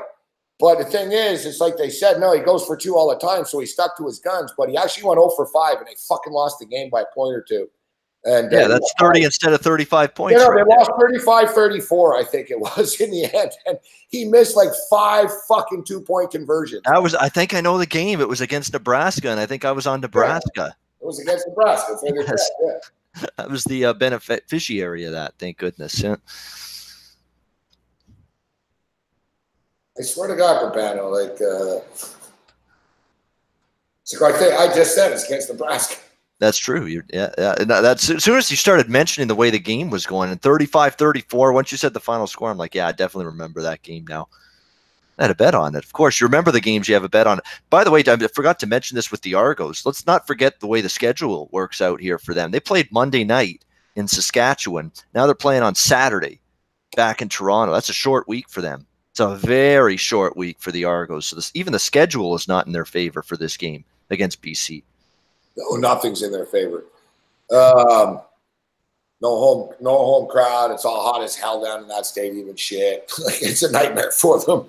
More Ticat fans than Argo fans when we were there. Certainly by the time that game ended, it was all black and gold in the crowd. You know what sucks too? It's worse for guys on the Argos in the CFL. It's good news, bad news. You're in a big city and shit. You don't make enough money, right? It's not like the Argonaut players make more money than the Rough Riders do, or Calgary does, or Ottawa does. So these guys on the Argos, it's all cool at first when they're in Toronto and shit, but it's fucking expensive, right? So like they're living like same shit. Like it's not a party for them to live in the city and shit. You know, some of the guys are making big money, but a lot of guys aren't on the team. So it frustrates them. Like, you're actually better off being in one of these smaller teams in Canada, in the CFL. You make more, you save more money and shit. Like, rent is not as much, obviously, in Regina as it is in fucking Montreal or Toronto or Vancouver even. I think they all live in Richmond, though, the BC line. But yeah, Hamilton won't take as much as Toronto, that's for sure. Yeah, and I think that, to be honest, most of the Argos, I think they live in Mississauga. But even because that's where they practice. But even the Mississauga is not cheap now. Cam will attest to that, yeah. Or even like Hamilton. Like, it's cheaper for the Ticats to rent an apartment or a condo or whatever than it is for a guy in the fucking BC Lions. You know what I mean? No doubt, yeah. Yeah, so it's just, I'm just saying, like, Toronto, I've heard that. It pisses them off, so Calgary and Saskatchewan, Rough Riders, Cody Fajardo. It's actually looked pretty good. They've got a good home field here. What's the deal? Is Bo Levi Mitchell playing this week? Dave Dickinson's not ruled him out, but he's 50-50 at best. He's getting a second opinion on his throwing shoulder. If he doesn't play, it'll be Nick Arbuckle, who led the comeback against BC. The issue is the injuries, though, for Calgary. They've got Brescacin, one of their top receivers, not going to play. Don Jackson, their running back's not going to play. They are beyond decimated on their defensive line. Their defense is ravaged. They lost 3 defensive linemen last week to injury, on top of the 3 guys that were injured before that along the defensive line, on top of the guys they lost from last season's team that are now on other teams from that Calgary defense. So Dave Dickinson's calling around to other teams in the league. We need to sign the guy you cut after training camp, and they're signing these guys that got cut from other teams in their training camp, and signing them to play on the defensive line. And some of these guys might play in this game. That's how desperate the injury situation is for Calgary here. So that's why Saskatchewan's taking money. This is a banged up and bruised Calgary team going into this game that, let's be honest, they should be 0-2. Calgary. They lost to Ottawa. They should have lost to BC. That was a pull a rabbit out of your hat win for them last week. BC just absolutely spit the bit the last 4 minutes. Touchdown, onside kick, touchdown, all led by Nick Arbuckle. Now, if it's him playing, he can play, but that was at home. That's Saskatchewan. BC didn't prepare for Nick Arbuckle. Saskatchewan is going to prepare for him. It's on the road in that crazy loud environment in Saskatchewan. Yeah, I can't take Calgary here. I think the movement to Saskatchewan is justified. I think it makes sense to me. I would take the over in this game. It's 50.5. I know they're without a receiver and running back, but their defensive line's crippled, Calgary. Saskatchewan should run the ball well, should be able to move the ball. Everybody's moved the ball on Calgary's defense so far. They should. Calgary, I don't think is going to be incapable of doing at least some things offensively, whether it's Mitchell or Arbuckle. So 50.5. I think this is a total where I could get to the over with it. And also look toward laying the points. Yeah. If you look, Calgary 2-0 to the over on the season. You talk about it, young defense, new defense is catching up to them. 2-0 to the over on the season. Saskatchewan put up a ton of points on the road against Ottawa. I mean, really, the game against Toronto only didn't go over just because the Argonauts were so inept, right? I mean, Saskatchewan didn't have to score much in the second half. They just ran the ball. They still put up 32. And I think if people don't do their homework, they're going to look at it at first glance and see Calgary's getting 4.5, 5 points. I got to take Calgary, right? But their injury situation is really a mess. I mean, their starting quarterback may not be in there. One of their best receivers is out. Their starting running backs out. Their defensive line is like down to their 8th or 9th defensive lineman on the depth chart right now. That's how many starters they've gone. That's how deep they've gone into with their depth on the defensive line. It's bad. And Dickinson's not going to panic. It's July, right? They're defending champions. It's July. He knows they don't have to go fucking 15-3 every year. He's just got to weather the storm, let the new guys figure shit out, get through the injuries. So I don't think it's like Calgary are in a panic mode either. Oh, we better win or it's the end of the fucking world type thing, right? I think, they're going through it. You get Arbuckle some time here. I'm noticing here, too. Look, Calgary beat them last time they played 37-1. I remember now. That was ugly, fuck. And then before, Saskatchewan beat them 29-24, 40-27, 34-22. They generally have played higher scoring games over the last 2 years. Yep. 3-1 to the over, actually. So you're right. They generally both get at it. Like, you have to go all the way back to 2017, and they played a 15-9 game. There should be points in this, and it's a reasonable number. And it's because it's the backup quarterbacks, but quite frankly, they've both been pretty fucking good. Well, I think Arbuckle won't be inept. I don't think he's going to outplay Fajardo, especially on the road against that defense. He might make some mistakes. Let's not forget that too. Pick sixes could go the other way, short fields with turnovers. That's going to help the over as well. Even if he doesn't move the ball, he could create points for Saskatchewan in this game, Nick Arbuckle. So, but I do think he'll be able to move the ball a bit. I definitely think Saskatchewan's moving the ball a lot on Calgary's banged up defense, Gabe. I've been impressed with Fajardo. He's played well. Roosevelt at receivers played good. KD Cannon, you remember him from Baylor? KD Cannon, he's really come on and been good for this Saskatchewan receiving core as well.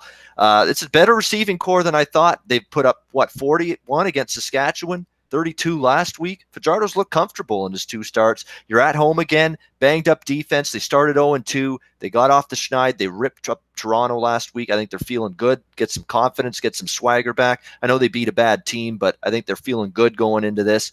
So I think they can get it done against Calgary, and I do think it'll go over the total as well. Yeah, they're talented. Saskatchewan over the years have done a good job of identifying good NCAA players. They've done a pretty good job at it. Yeah, KD Cannon, man. I remember he was on the Baylor team that I was really high on with Seth Russell as the quarterback. Yep. And right before the actual, the shit fucking hit the fan there at that university. KD Cannon, though, actually, he's not a bad kid. He never got tagged in any of that stuff. And it sucked for him, too. Like a lot of those guys. I think he did a transfer. No, he was the one that stayed, didn't he? He stayed, and he paid the price. They sucked. But, yeah, he never did anything. Same with the quarterback. It fucked his career up. Jared Stidham was smart to get the fuck out of there because Jared Stidham was on that team, too. He was going to be the next quarterback, and he was like, I'm out. Like, fuck it. It's good. But, yeah, KD Cannon, good receiver for the CFL. I don't know why, he doesn't run good routes enough for the NFL, but in the CFL, he's so fucking fast. Just send him down the field, Shaq Evans has been a good receiver for them, but they haven't even had Manny Arsenault yet this year. Manny Arsenault signed from BC in the offseason, has been injured so far, hasn't played a game yet. They haven't even gotten him back yet. So when they get him back, they'll leave even another option. The Rough Riders on their offense at receiver. So I never even mentioned, too, the Calgary and Saskatchewan, and I didn't mention this either in my preview that I wrote for VSiN's Point Spread Weekly thing. This is a Dickinson Bowl. Just thought of that. I just only thought of that now for the first time all week thinking about this game. Calgary. Why is it a Dickinson Bowl? Craig Dickinson for the Rough Riders is their head coach, brother of Dave. Yep. Brothers going at it. So it's like the Harbaughs when John and Jim went at it in the Super Bowl years ago. Are they brothers? Yes. Yep.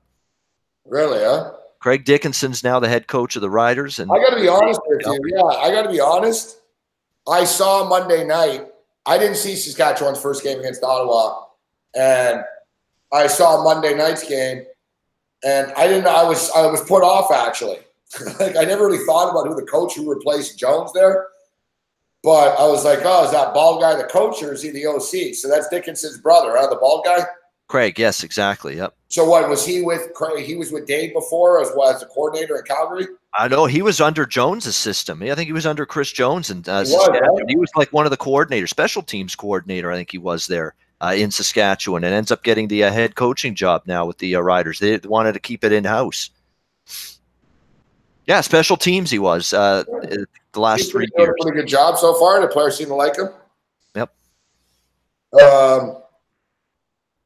Yeah, he looked inexperienced. You could tell almost. I saw he was looking around and shit. Like, yeah, you could tell. The difference is Toronto's 0-2. They're a bad 0-2. Saskatchewan started 0-2. That wasn't a terrible 0-2. They lost a close game to Hamilton. Both they games lost on the East Coast. So it's a tough way to start, right? Yeah, exactly. Yep.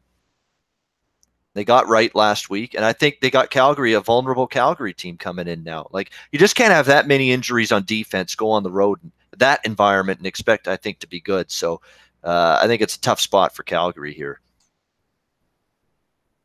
Let me just check in. And the total, we agree on the total there to the over. 50.5. Like I'm telling you, Calgary's flown over the total their first 2 games. Ottawa game flew over the total. The BC game at 36-32, 68 points last week. 50.5's I think a good bargain, to be honest there. Yeah. I'll be playing it. And it's a bargain even with Arbuckle at quarterback. I'll be on the over regardless of Mitchell or Arbuckle. That will not make a difference to me. Man, Fires had a no-hitter going. It was early. It was only like the 4th inning or something, 4th or 5th inning. He's still up 3-1, but it's crazy. He's 6 hits so far. Minnesota went from no hits to 6. Now 3-1. I've got a late-night play with man on the Oakland Athletics. You're playing great baseball. That's not a team I'm betting against anytime soon. They're feeling it. They're going through one of those patented Athletics hot streaks. They had one, an unbelievable one. What was it, last year or 2 years ago with Melvin as the manager? They had a crazy streak. They're a crazy streaky team, bro. Like, they'll go on the road and be 1-9 and shit. Then they go home. Like, people write them off. I remember earlier this year, they're like, oh, yeah, it's finally caught up to them. And, they're just not the same Oakland team. And it's like, oh no, don't count them out. Like you can never count these guys out. Fuck. No, you're absolutely right. I mean, they are one of those teams that can just, and every year we say this, how do they do it? Like it's a lunch bucket type of team. They don't have a ton of loaded superstars and all-stars on this Oakland Athletics team, and yet they're the team that can go on a hot streak at a moment's notice. They're doing it now. Their pitching's not even all that spectacular. Starting rotation-wise, they just find ways to win. Get a little. Frankie Montas got fucking tagged for juice. Exactly. He was one of their better pitchers. Let's check the NBA Summer League scores here. I think that gets going. Well, it started already, the Summer League, but the brunt of it starts on Friday when they move to Vegas. The rest of the tournament is in Vegas starting on Friday.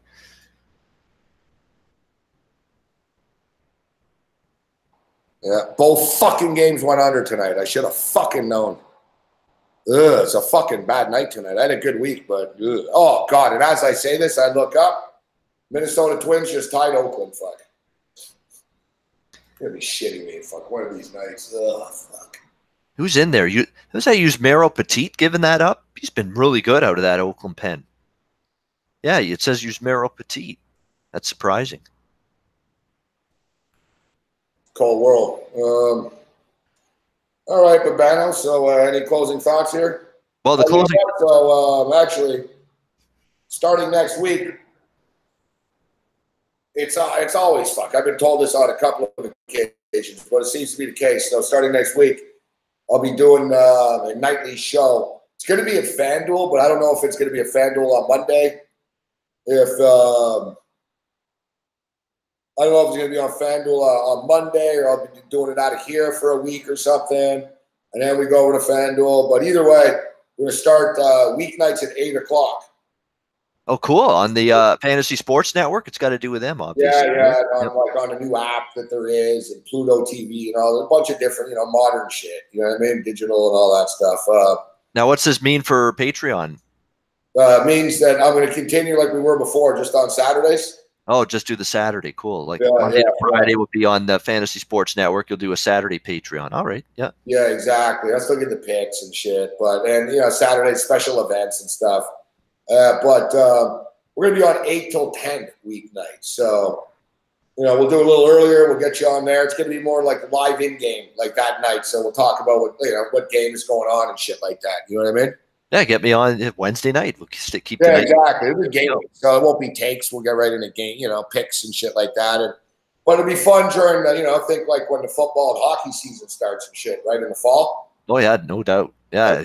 Because it's crazy, man. And you're writing the book, so you'll be able to see all your Thursday night NFL, Thursday night college football. Yeah, I'll be in gambling mode. It's gonna be a pain in the ass, but I'm gonna do it for like one more football season. I'll probably come back. Like, I can't spend the rest of my life fucking at Meadowlands. You know what I'm saying? But fucking. Okay, let me get this straight now. So you've still got morning after that you're gonna be doing. Yeah. You've still got GTD that you're gonna be doing. Yeah. And you're gonna have this now Monday to Friday. Wow. We're cutting. GTD is going to be cut by 1 hour. Oh, okay. It's going to be shorter. All right. At least. And you know what? So was the morning after was supposed to too. When I agreed to this, because I was like, even for me, I'm like, come on, man. Like, it's a lot. Fuck. You know what I mean? Yeah, no shit. Holy crap. I'm thinking about it. It's like, come on, man. Like, yeah. Most people have a hard time filling fucking an hour a day in the summer. Like, you want me to do 7? Yeah.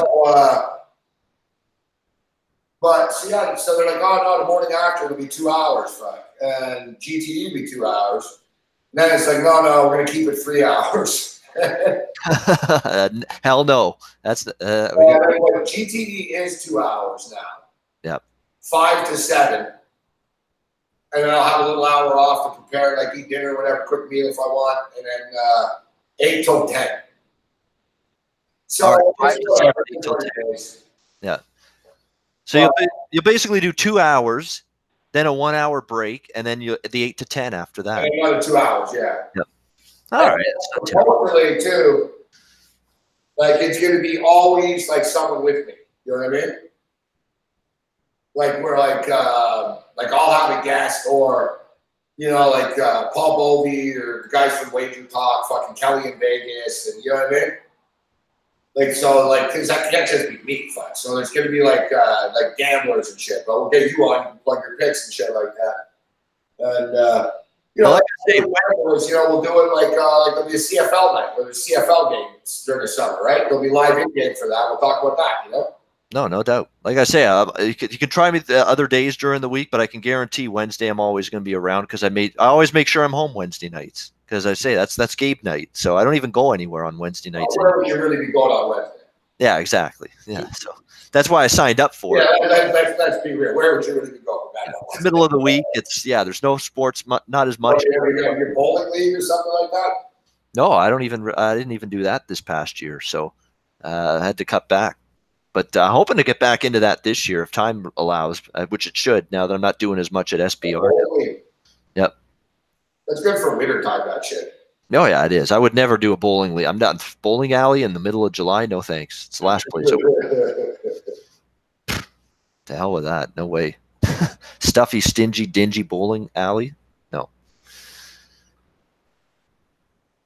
Well, you got the Ticats games. Listen, Ticats are good this year. So, you got those games to enjoy. So far, so good. I hope we don't put the kibosh on. Season will be back. Yeah, I mean, a couple months and training camp and hockey is like 2 months away. That's crazy. That's insane. Like 2 months away, and it'll be training camp for NHL. Yeah, their off season is not very long. It's not long. No, it isn't. It isn't. It is if it's not bad if you don't make the playoffs. Like New Jersey. Like the Florida Panthers were so shit. And it was like the wasteland, right? Somebody got traded there and fucking, they were all depressed in the room. They're like, oh, fuck. And we fucking got there. And somebody on the team told him, I forget, it was Gary Roberts, one of the vets, fuck, who was on the team. Forget who it was. Someone told him, listen, you don't make the playoffs here, we don't win, but he goes, you get to play golf all the time. He says, no one in the media knows who the fuck you are. There is no pressure. And he says, you're going to extend your career by a couple of years playing here because you'll never be in the playoffs. He goes, you'll make more money in the end. That's a good way to look at it. Because if you think about it, you make the playoffs, you're only in like 2 months if you make the cut, right? Mm-hmm. You know, mid-April, May into fucking June. Right? So you look at guys that do that, like the LA Kings, the Pittsburgh Penguins, the Chicago Blackhawks. Every one of those guys, Urbano was done. Fuck. They're not like wasted as players, but none of them are the same, really. You know what I mean? Like Seabrook, Keith, fucking Drew Doughty, Malkin, Crosby. 4 or 5 years of playing. Fucking Jonathan Toews. How many fucking hockey games has Toews played in? You add up all the cups, the playoffs, the Olympics, the World Cups. It's a lot of fucking hockey games, bro. Like, he's like, Tom Brady has played an extra 2 seasons of football in the playoffs. 2 seasons. Compared to a lot of teams, like the really bad teams. The teams and his career. Yeah. He's played 32 playoff games. That's 2 years. That's 2 years of football. Just the playoff games. Just on playoff games. That's amazing. It tells you A, he's been around, and B, he's had a lot of success.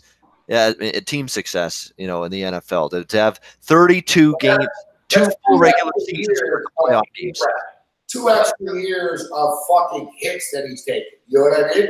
Yes. And he doesn't get hit much, but I'm just saying, like, people don't realize that. Like the Golden State Warriors, with the Raptors, it was a big advantage, Like, the Warriors were tired, bro. Like, basically, Klay Thompson, it wasn't just the injuries. Klay Thompson said it.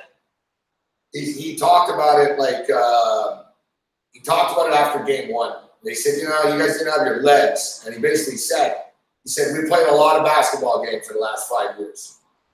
He said, it's sort of like all rolled into one season. You know what I mean? Playoffs, championship, roll, do it again. Like, he said the 5 years feels like one big, long year, and it's catching up. He was honest. He goes, it's catching up. And you can just see. And fatigue leads to injury, too. It wasn't a coincidence they were all dropping like that, Yeah, any team that goes through that, Golden State years in a row with the NBA Finals, Chicago, all those long playoff runs, LA, all those long playoff runs, Boston, You know, they've been in the playoffs a lot, many years in a row, gone to the second round. What makes Marshall, that little fucker, and Sharon sit so amazing that they've been in so many wars. And the attrition piles up, especially in hockey. There's no question.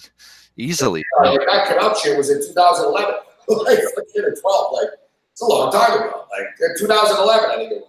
Yeah, it was. And they've been in the playoffs pretty much every year since then. So it's been a grind for Marchand and Chara, Bergeron. They lost another cup. They were in a cup twice since then. So, you know what I mean? Yeah. They made the Stanley Cup finals twice. They've been in playoff runs. They play a physical brand of hockey. Like, how many times have they taken pucks to the ankle and been, like, you know, just no kidding. More intense. It's draining playoff shit, too. How many shots have they blocked in a big playoff game? Holy mackerel. Oh, you could only imagine. Hundreds? That's why it helped also. I'm seeing now that it's on the NBA Network and showing Kawhi and shit. It helped in the playoffs, too. Kawhi's that he didn't play 22 games. Like, earlier in the playoffs, he was jumping higher. He was faster than everybody. There was a difference. And it's not that, you know, he's great and shit, but Nick Nurse deserves a lot of credit. And the Raptors deserve a lot of credit for that.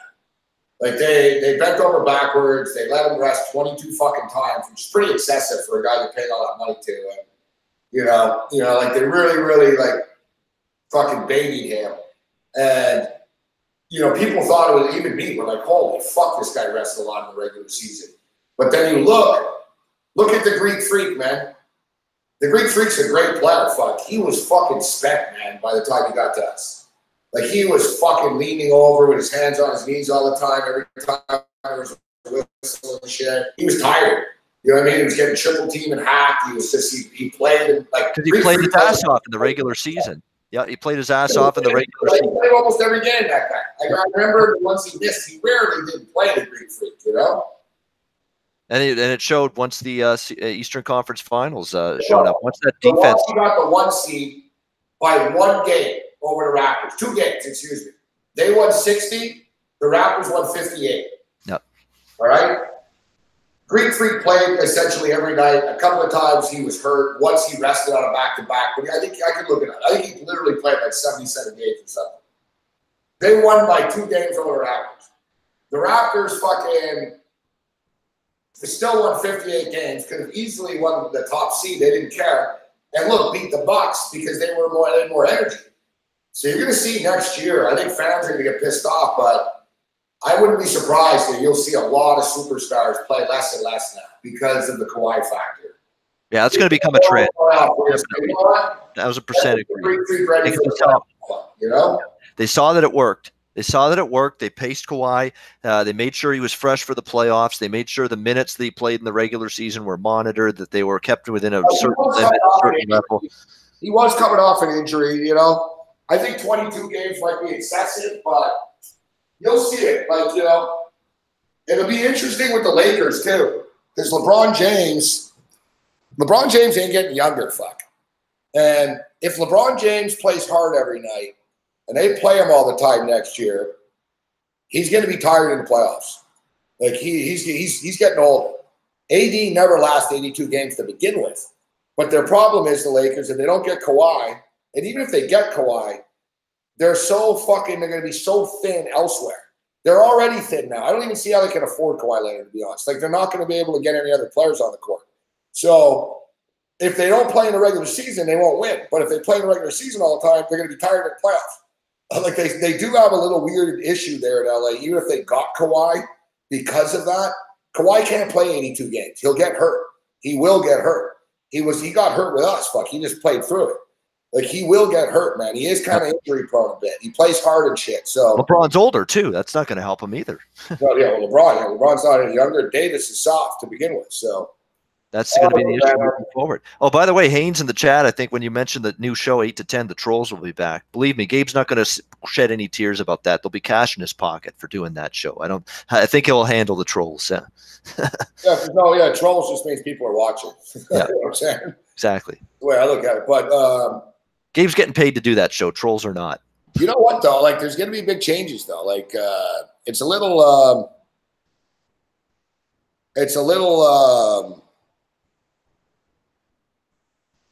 sudden and stuff. but I don't even think it's on, like, to be honest, I don't think it's on YouTube. Like, basically, it's going to be on our website only, like a Sports Grid website, sportsgrid.com, I believe. Oh, okay. So you got to go in a different spot to Yeah, find it. yeah, and or on your Sports Grid app. It's actually smart. Why give YouTube free shit? Just do it yourself. Fuck, you know what I mean?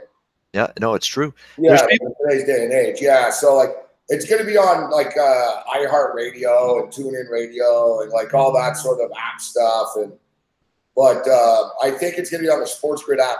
I think it'll be off of YouTube. Like it'll be video still, but you'll have to go to Sports Grid like website to get it. You know what I'm saying? Yeah, well, there's already, I know, a group called the Sports Keg, and they're doing this live, like, while the night's going on and the games are going on, they're doing a live YouTube show throughout it. So there's already these little groups and people that are starting to do this shit, you know, for the evening when the sports are going on, a live show, betcast, so to speak. That's crazy shit.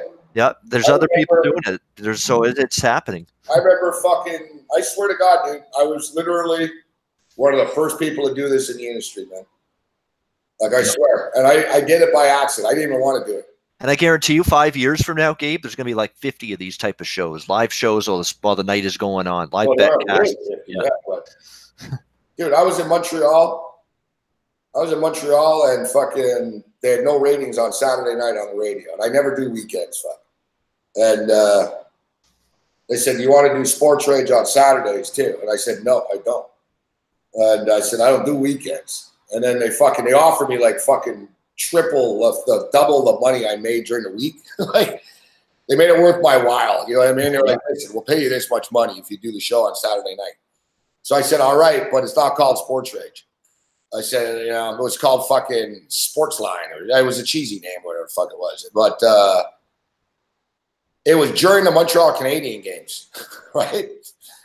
And the Canadian games were on another radio station. They're on TV. So I said to them, I remember telling the boss at the time, I'm like, you want me to be on the radio in Montreal at the same time the Montreal Canadiens are playing on Saturday nights? Who the hell is going to listen? That's like being on the fucking radio Sunday afternoon in Green Bay against a Packer game. Yes. I said, like, it makes no sense. I said, I don't even know why you want to pay me. I said, no one is going to fucking listen, bro. I said, I'm going to look like an idiot on the air here on Saturday night alone, right? Like fucking. So why don't I just do a show on WGR when the Bills are playing going up against Van Miller back in the day? Yeah. Well, WGR is like a rival type shit. So I was like, this is the stupidest idea ever. But I said, if you're going to pay me fucking $300 a night, at the time it was a lot of money. It was like 15 years ago, 18 years ago, right? So I'm like, if you want to pay me that much, all right. And I used to get I used to drink though and get buzzed on Saturday. That's what started my downfall because it was Saturday night. I was like, fuck this. And but I used to figure, I was like, you know what? Everyone's watching hockey. I'm going to talk NFL football and college football, fuck. Right? Might as well. I figure if you like hockey, you're watching a hockey game. And it was fucking nuts, bro. My phone lines would not stop, man. Football. I was like, holy shit, there's a lot of people that aren't watching a hockey game. But then it grew into me watching the game and bitching in game. And then even in those days, 15 years ago, me saying, you know, it was Bowman instead of Bet365. Oh, Canadians, the total 6.5 right now after the second period, guys. And we started betting. And then what happened is the calls started flooding, bro, at fucking intermissions. Fuck. Like intermission would come, fucking the lines would light up. So I basically talked football while the game was going on. And I'd give my NFL picks and shit. And then, boom, intermission, I'd talk Canadians. People would call in. What do you think of the first period and shit? I'd have you know what I mean? And I was like, holy fuck. And it was like bigger than Sports Rage suddenly.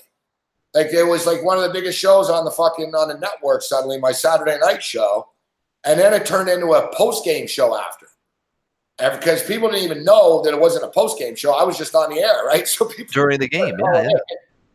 Hey, what in the game? And then it turned into a post-game show and shit. Like, so, you know, and then at the Score, Richard Garner, the first thing we did on Hardcore Sports Radio, our first ever show, was at a sports bar in Toronto on Sunday afternoons. And even then, people said, Dan, you guys are crazy. Who the fuck's going to listen to the fucking radio on a Sunday afternoon during NFL football? Fuck. Well, they will if you're giving picks and shit, right? And look at, and if you're entertaining and funny, and they'll turn the sound down on Joe Buck or whoever's doing the game. That's what I did. That's what I did sometimes when I listened to that. I remember that show. My betcast, the betcasts are big. Look at it on SBR. We had big betcast, and then even at fantasy, fucking when me and Corey on Sunday afternoons. Dave Golikov, wasn't he part of this? Eating chicken wings, watching football. Like I wasn't barely on. I was there. You know what I mean? But I'd give halftime picks and shit. But essentially, just me fucking slamming a desk, getting mad, and fucking watching the game. We'd have like fucking 300-400 people watching on YouTube at one time. Fuck. Yeah, people love it. Like, it's amazing. People want to watch the game with someone in today's day and age. And experience the emotions. They want to comment live. Emotions, experience the same emotions of it. They don't want to hear a play-by-play description. They want to hear emotions from a like-minded thinking person. Well, they want to experience it with fucking in-game analysis too, right? So everyone suddenly is an analyst now. Yep. Right, like because you can do it right in game. You just type away or say whatever you want. Paralysis by analysis. Yeah. Look at like even like these Bosscast sites, like the sports streaming sites, the free ones. Those chat boards, the message boards are fucking full. Every one of them. There's like fucking hundreds of thousands of people around the world watching sporting events, typing away right now. You know what I mean? Because before you're watching a game alone. Now you're never really alone, right? Hey, I have this on the game. You know what I mean? I have this money. Someone else has that. And then, you could be alone in your house, but alone with other people on the web. No way. Exactly. In the modern world, you're never alone, right? You are, but you aren't. Not in 2019. You're a lot closer to people than you think. 1-0 USA in the 40. By the way, good news to report, Gabe. The Oakland Athletics still have the lead. They took one of those Minnesota runs away, so it is 3-2 for the Oakland Athletics. Yeah, I see that. No, yeah. It's weird. I don't know why I went to. I said that. I swear I saw the book go to 3-3, but then they took it off. Huh? Yeah, it was probably a challenge or something like that. Probably a home run turned into a ground rule double, and that's why only one run scored. That's what I'm guessing, anyway. I need it. I played 7 picks tonight, bro, and like I could end up 1-6. I could end up 2-5, or I could end up 3-4. And I played the same amount on every game, just $50 a game. So going 3-4 wouldn't be so bad. Hey, I lost I lost the unit plus juice. I could live with that, but 2-5 sucks. 1-6 is a nightmare. You know what I mean? Yes, that's a big swing. Definitely, it's a very big swing. Huge. Yep. Yeah, that's the thing. Anyway, yesterday I was 6-0 in soccer, 7-1 by the end of the night. Like I've been killing the fucking. Jose Altidore, you're an idiot. I've been killing the fucking NBA Summer League. But I bad night tonight. We'll get it back though. I like those CFL games we talked about. I like them all except tomorrow's game. Tomorrow's game's weird, but I like the other ones a lot. Yeah, tomorrow I lean over. I like Winnipeg's my best bet. I like BC. I lean BC. I don't want Toronto. I don't have not much feel on the total with the BC game, and I like Saskatchewan and the over in the finale for the week against Calgary. Well, Bano. All right, Bano. So yeah, no show, no radio show on Friday. You got the day off. Okay. Well, all right then. We're off, so it's we're not on. So Jimmy the Bag invited me to an SBR I don't know gathering for him. He's back in town next Friday at Wild Wing is what he actually said. He was booking.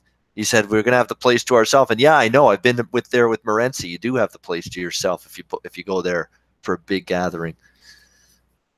Wild Wing was he? The campfires. Well, all the spots where he's following my footsteps. Apparently, Jimmy, yes. He must have gotten wind that we were there, and you've gone there a couple of times. Yeah. All right, good stuff, Babano. Thanks for joining us. All right, buddy. Have a good night. Same with everybody in the chat. All right. Have a good night. There's Babano.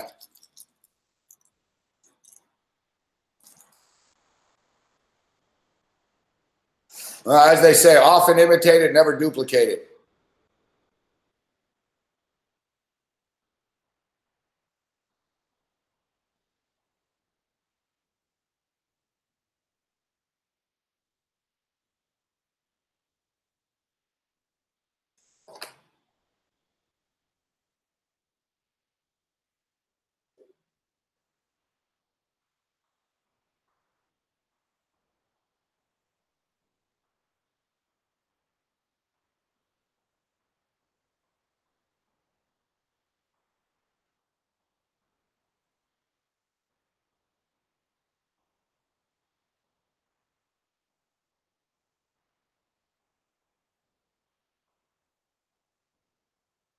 Yeah, thanks, Babano.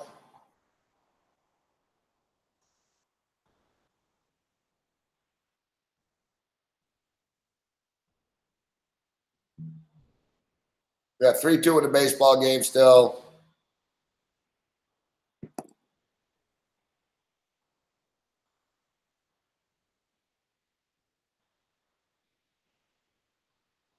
I get to Vegas tomorrow night. The games are already going to be going on. The games will already be going on tomorrow. Friday, I could do some betting there. And then Saturday, we have the UFC. It's a tricky UFC card to bet on, actually, though. There's good fights. You know, it's basically one of these cards, though, where it's like it looks like every favorite's going to win. To me, at least, it looks very favorite heavy. The problem is with these favorite heavy cards is, you know, you got to jack it up. Everyone's a big favorite, so you got to play like put it this way, like even a John Jones, Amanda Nunes parlay is minus 230 still. It's not great, you know. You know, for two fights, still minus 230. So you almost have to put a third one in. You almost have to put a third one in, and then suddenly you're getting into the old parlay buster territory. The old parlay playing putes.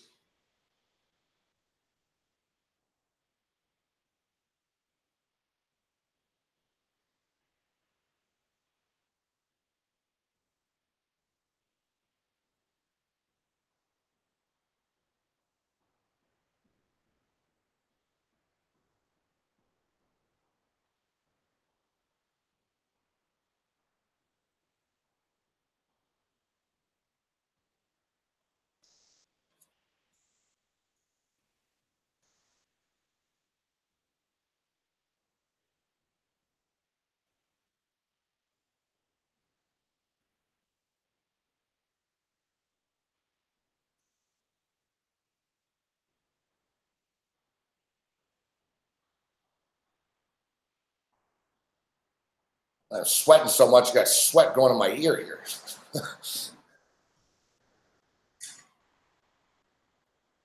I put the air conditioner on, then I get cold. I don't really like air conditioners.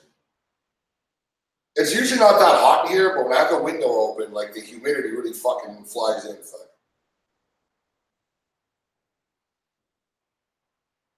Now suddenly I'll be in Vegas.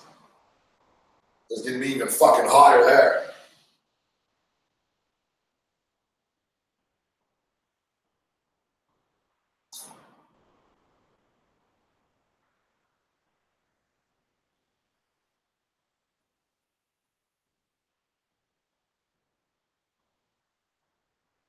So yeah, like I said, we'll see. Nothing's ever set in stone either. It should be on Monday though that we start this. Like I said, we were supposed to do this in like mid-June too, but we got the email the other day. It seems to be, you know, pretty much set. The only difference is, I think on Monday night it's going to be on the radio only. There'll be no video.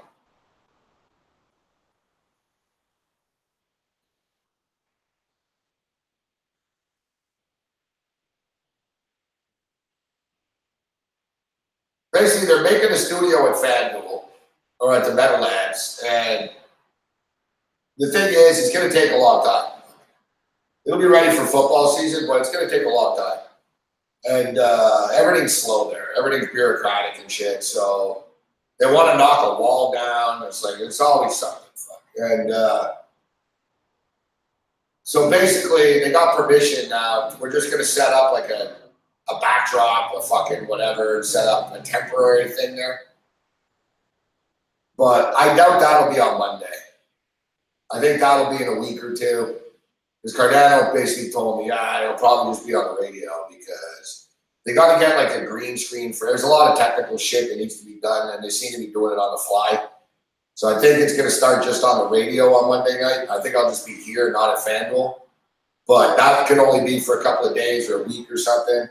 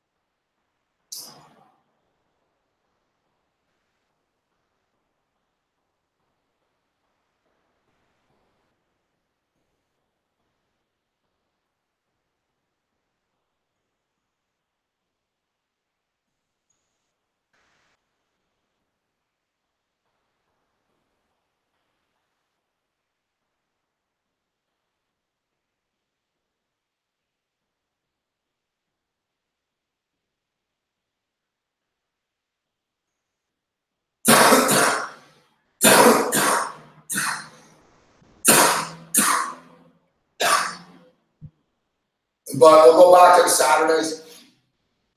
We'll definitely lose some patrons.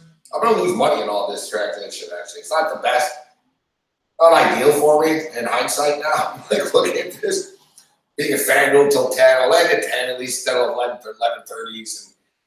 But everything, these schedules always change organically. Like, they always have a way of just changing. I just sort of let them go. It's nuts, though. I remember a couple of years ago, I was like, you know, people, I remember some of you, the original crew, the original 44. Remember when I started doing 7 days a week, and it was like, man, you can't keep this up forever. And it's been like 3 years, pretty much, of this grind.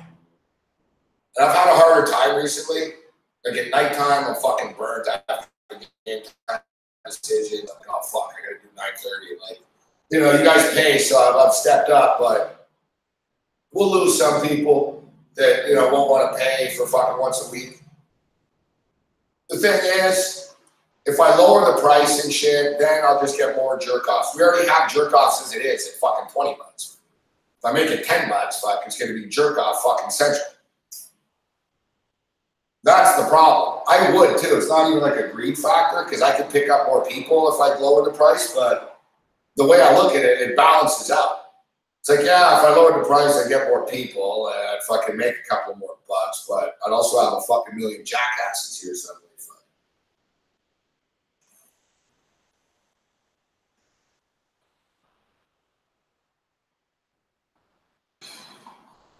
And I pulled, you know, I pulled the hardcores before who said, yeah, don't lower it because you are going to get more jackasses. It's one of these deals though, like, it's been too cheap now, fuck. I've given you guys like so many bonus hours and fucking like it's 60 cents a day or something.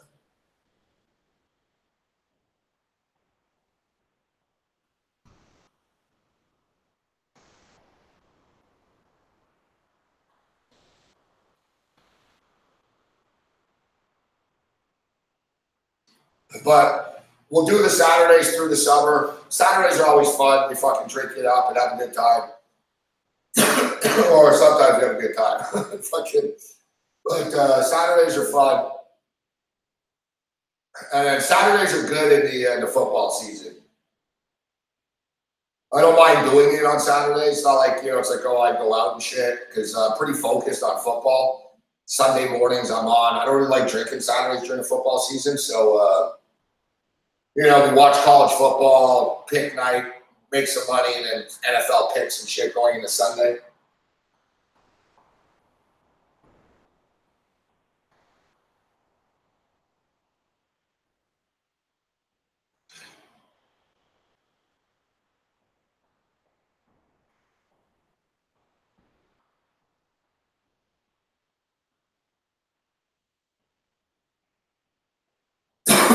So we'll lose some people.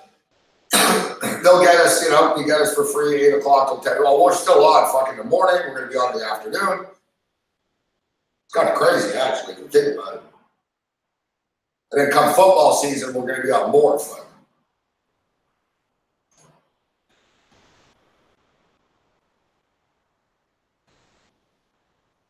And come football, I'll be on the college football show again with Lisi and Rich Cerminello. You know, last year we got ugly a few times.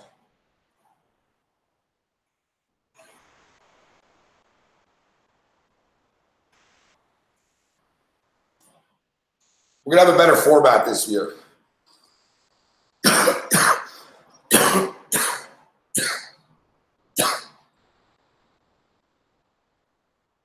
No, we're not going to be on MSG. Well, I can't say no, but I don't think so, no.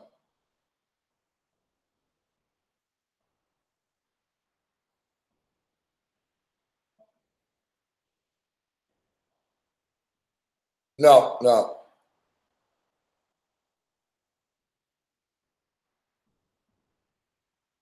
It's not, it wasn't like a money maker. The money is in like digital stuff. TV's dead.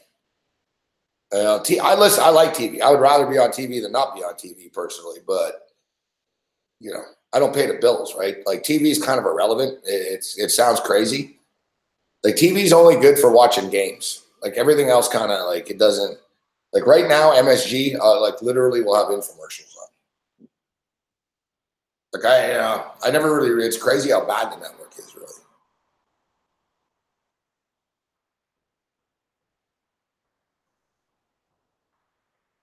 Yeah, like right now, it's crazy. Like the Yes Network has fucking New York FC on live. This game just started actually, so New York FC. Yeah, we got to get more into the MLS. I like the MLS. I've just been so basketball fucking crazy recently.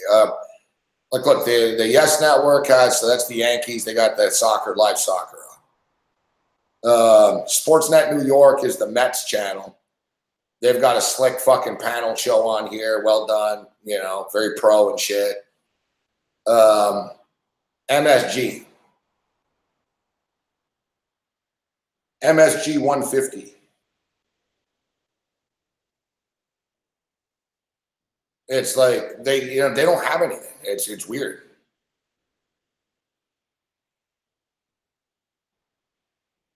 So one of the guys, somebody I heard from that network, they said we don't give a shit. They said we only really care about the Knicks and Ranger games. Everything else is whatever.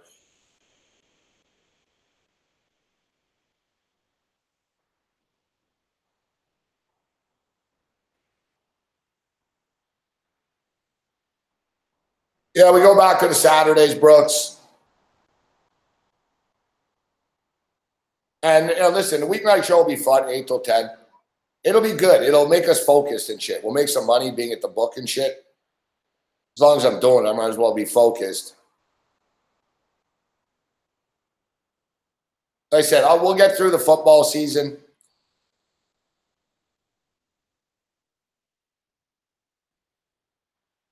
We'll get through the football season and stuff. But a return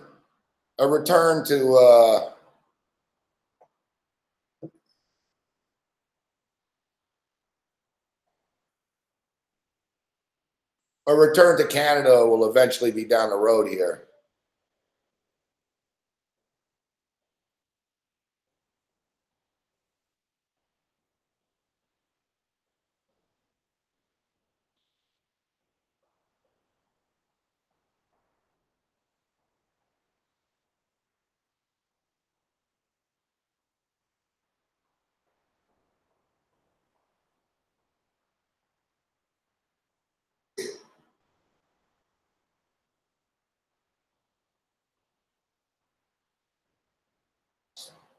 So why would I, dude? I'm on 7 hours a day. Why am I going to do a post show?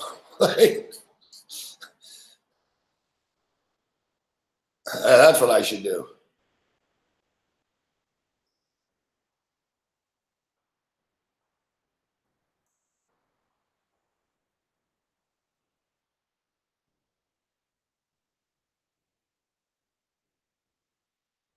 Thank you, Jimmy Mack. Happy 4th of July to all those of you who celebrate. This is our Independence Day.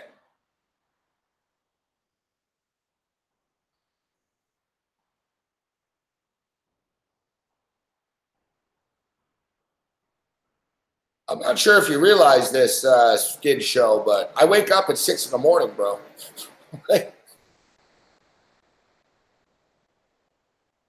That's the thing. The more you're on, the more you give, the more people just get used to it and expect it. Like, it's like, oh, he's only going to be on once a week. He's a stiff now. It's like, man, you got fucking like a million free hours, but that's the way people are. I'm not throwing Skid Show under the bus, but we appreciate you wanting more. But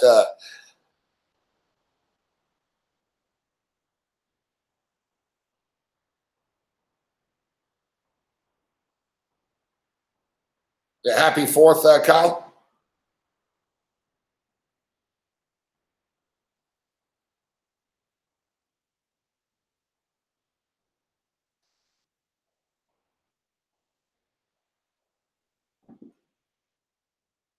And we appreciate that, Jimmy Mack.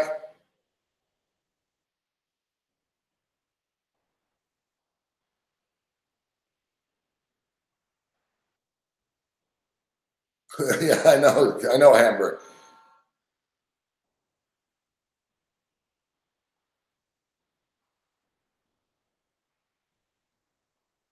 And see you later, Spencer S. And you know what though? That show 8 till 10. That show 8 till 10. It's actually going to midnight. It's actually going to midnight, but I won't be the host until midnight. Like I can't be on fucking, you know.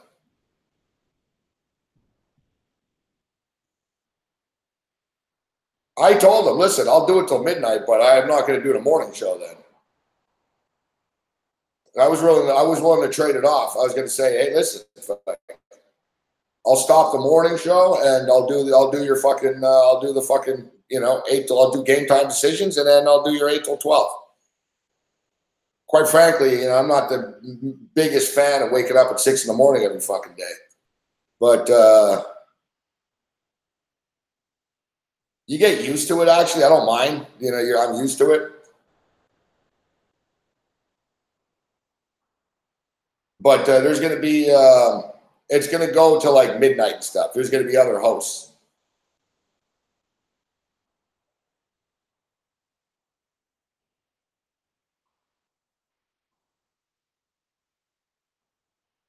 There's going to be other hosts as well. Like, you know, you'll see Cam. Cam's going to be doing it. There'll be other people that will be stepping up. And like I said, like we've got a partnership with Wager Talk. It really hasn't kicked in yet fully. Like sort of as football approaches. Like, so there's going to be like, we're going to have all the Wager Talk personalities on all the time, right? Kelly in Vegas and the Prez. Marco D'Angelo, you know what I mean? Like those guys, they're all pretty good. Marco D'Angelo is really, really good.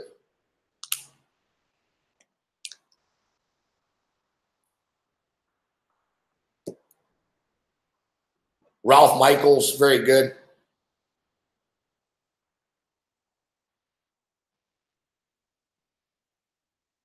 Alex Smith, I believe our boy McKinnis, although I think McKinnis does Sports Memo now too, right? I'm confused with that. So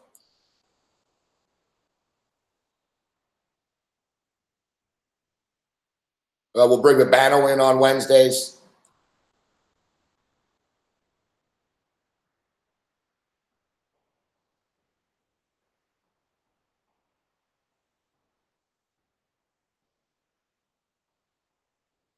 Look at Bruce, ever the troll.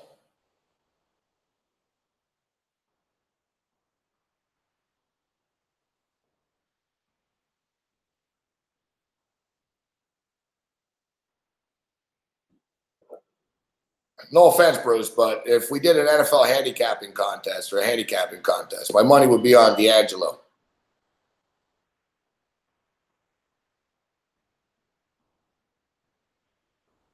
I like how Bruce calls out some dude that's lived in Vegas and been a professional gambler for the last 22 years.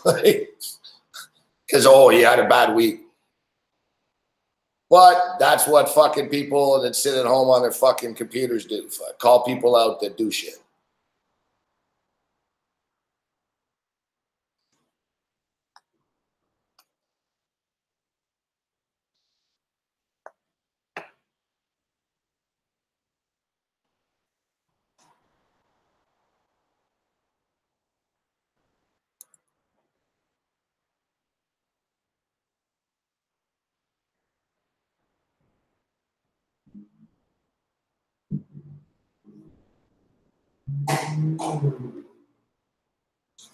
Yeah, settle down, Skid Show.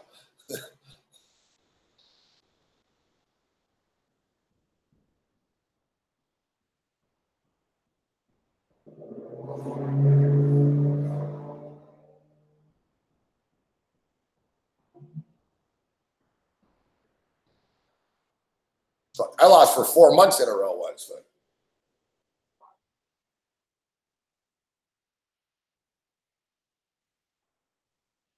And speaking of which, yeah, you just know this fucking Minnesota game is going bad. The Minnesota Twins have tied it.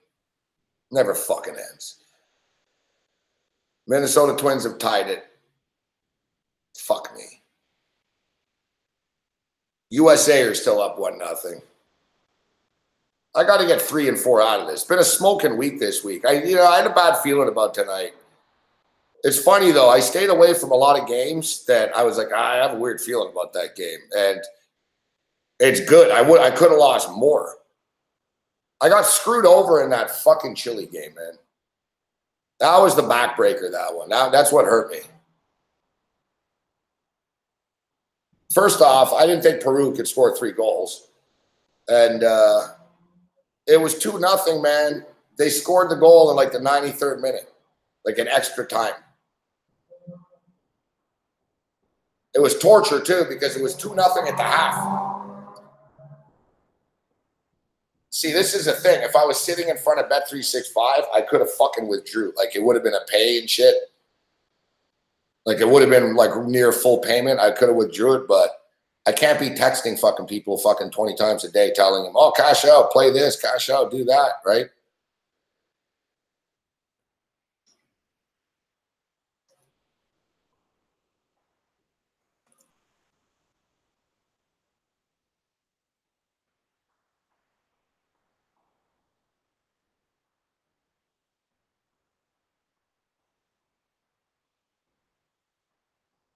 Well, everything always changes, Skid Show.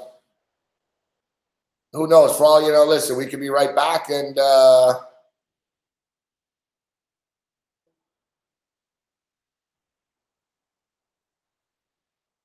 we could be right back doing this shit every night.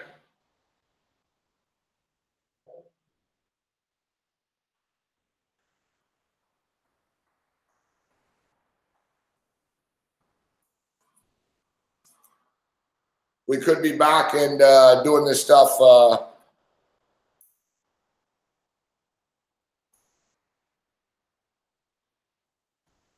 I'm like Willie in The Simpsons, my retirement grease thing. I don't have a retirement, so yeah. Don't worry, Skid Show. One day we'll be stuck doing Patreon every night. Don't worry, like we'll be stuck doing this every night one day. It's like Burns said, don't forget, you're here forever.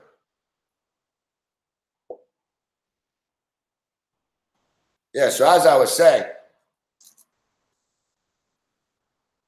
yeah, Marco D'Angelo, fuck, man. This guy with fucking horses is crazy, man.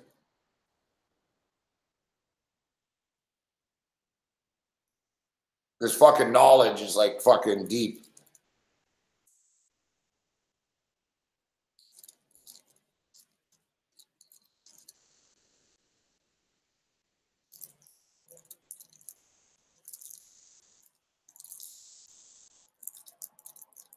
What's up, Riggs? I hope you're having a better night than me because I'm losing.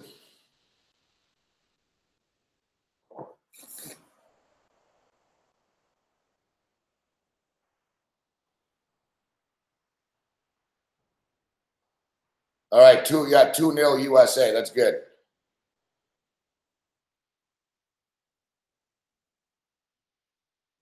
It's weird. The USA just own Jamaica for some reason. We talked about it on Game Time Decisions. Like they've won, they always beat them. I don't want to jinx it, but like Jamaica don't suck either. And then the USA aren't great. Like this is a young US team that no one's paying attention to because of the women. But job well done by the Americans. They're on the verge of making it to the final of the Gold Cup. Now, listen, the Gold Cup isn't the deepest tournament for obvious reasons. You know, they're not the greatest teams in this tournament, but still, I don't care who's in the tournament. It's still an accomplishment to make it to the final.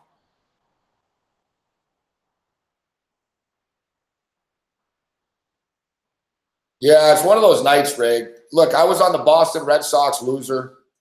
I went 0-2 in the fucking NBA Summer League. Both games stayed under tonight. That's 0-3. I fucking lost the fucking Peru fucking game by the under. They scored in the 93rd minute in extra time. I'm 0-5. Like, what's the one win I have? Do I have one win?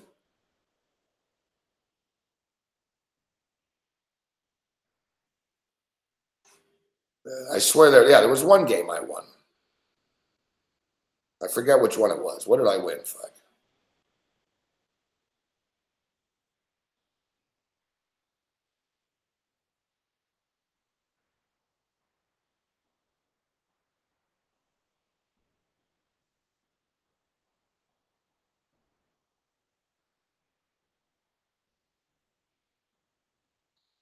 No. Holy shit, this is a disaster. I'm 0-2 in the NBA, 0-2 in soccer. Yeah, I'm 0-5 with 2 plays pending. The best I can do is 2-5.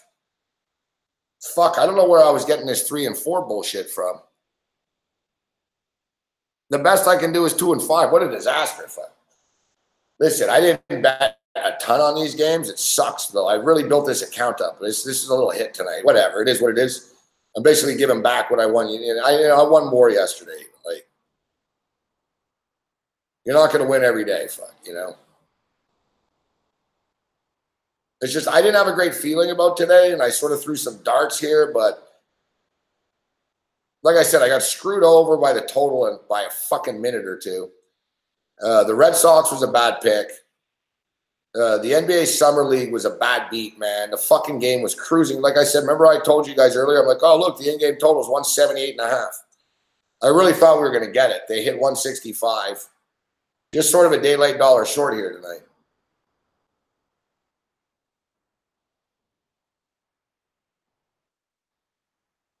Fuck. Yeah, finger hash is good stuff.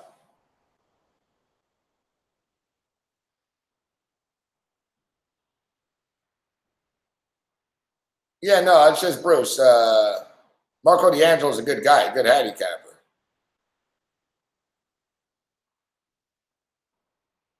It's like baseball players. You don't think baseball players fucking, strike out 15 fucking times and don't get hits for fucking whatever?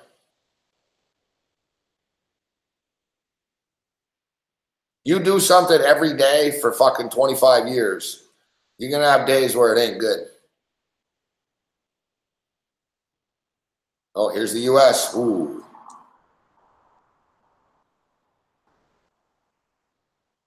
All right, so fuck, man. I really need Oakland right now. What a train wreck, fuck.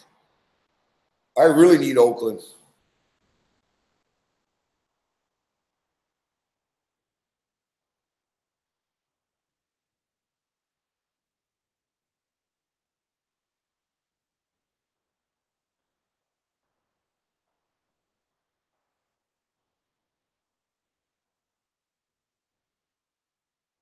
Yeah, I swear, man.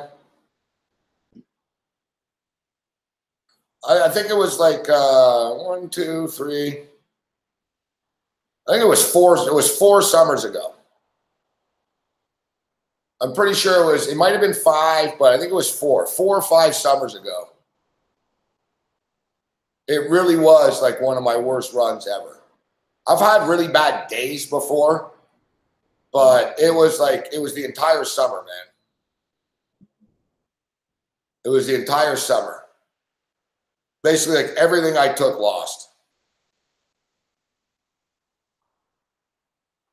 I was losing CFL football a lot. Like I had a horrible CFL year. Like I could not win. Fuck. I'd get my picks. I'd either get blown out where like it was a horrible pick, or fucking I'd lose like in the weirdest way possible by like a half a point. Like I don't know what it was. I could not fucking win, man. Baseball, my picks were terrible. Like I remember I had like $3,000 credit with this bookie. Fucking every fucking week, man. It's like every week I lost 3K almost. So it's like, oh, I owe him again 3K, but I didn't have it. I was like, after, like, I couldn't absorb it. So I remember I told the guy, I said, lower my limit to 1,500. So he lowered the limit to 1,500. Then I lost 1,500 like fucking 4 weeks in a row. Like you can't make it up. Like it was brutal. Fuck. I actually thought, I was like, I'm never going to win again. I was like, I'll never win again. And then basically the football season started. It was just CFL and baseball. It was like the summer thing. I could not get out of the summer funk. Baseball's been pretty good to me this year. I don't go crazy with it. I've had fun with it. I bet light units and you know what I mean? But baseball's been pretty good. Like I said, there's been summers where I'm like, fuck, I hate baseball. Like by this time of the year.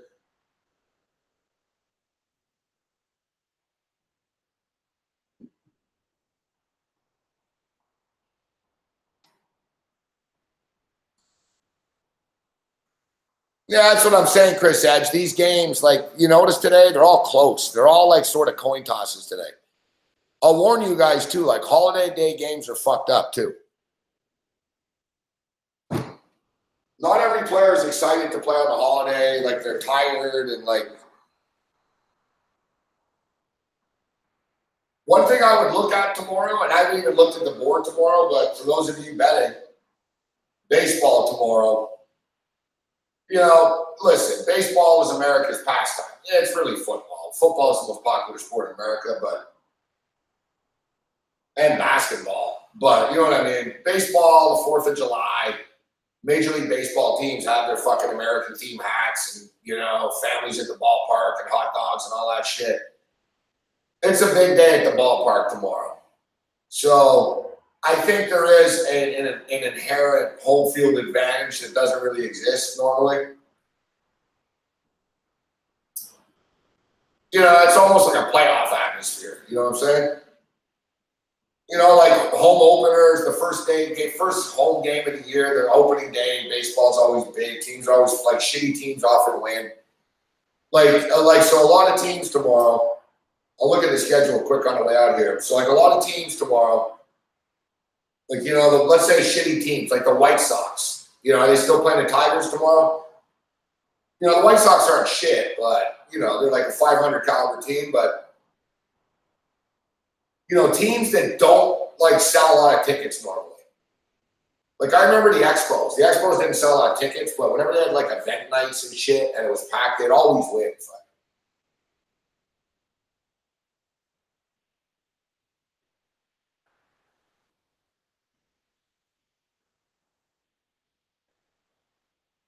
Like, look at the Jays. The Jays won on Canada Day. You know what I mean?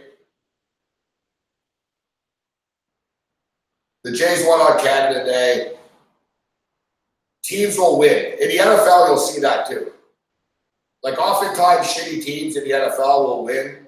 Like, if a team's 2-14 or something in the NFL, normally you'll notice, like, they won their games earlier in the year.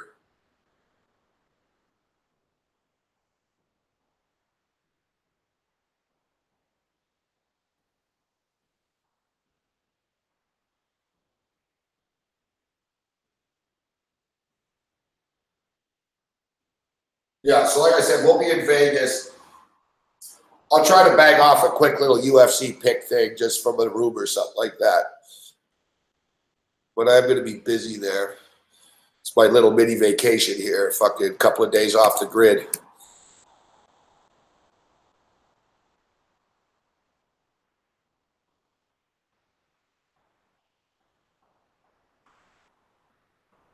Wow, what's the deal here with baseball? Fuck.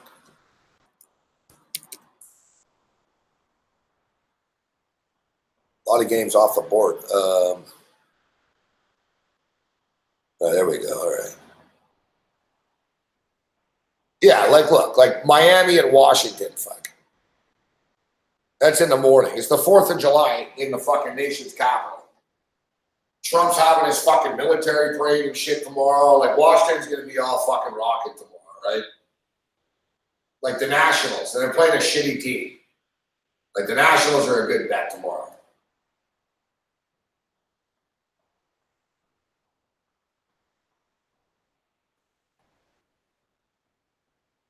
Nationals been playing well. They're on a run right now. They played themselves back into the playoff picture. 4th of July in the fucking nation's capital against the Marlins. Who's pitching? They look good in that Expo uniform. Anibal Sanchez. They're 7-3 in their last 10. Kansas City at home, I wouldn't trust. Detroit at the White Sox. To be determined pitcher. Cincinnati, Milwaukee, they're always just close games. Fuck. Cubs in Pittsburgh, tough. Minnesota at Oakland again. New York Yankees at Tampa.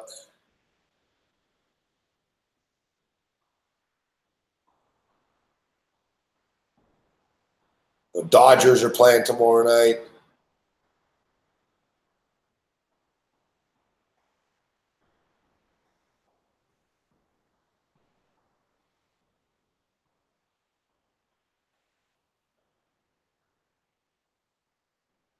One thing I'll say is some gambling advice on the way out here is in the summertime, and now we're finally here, guys, in the dog days of summer, okay?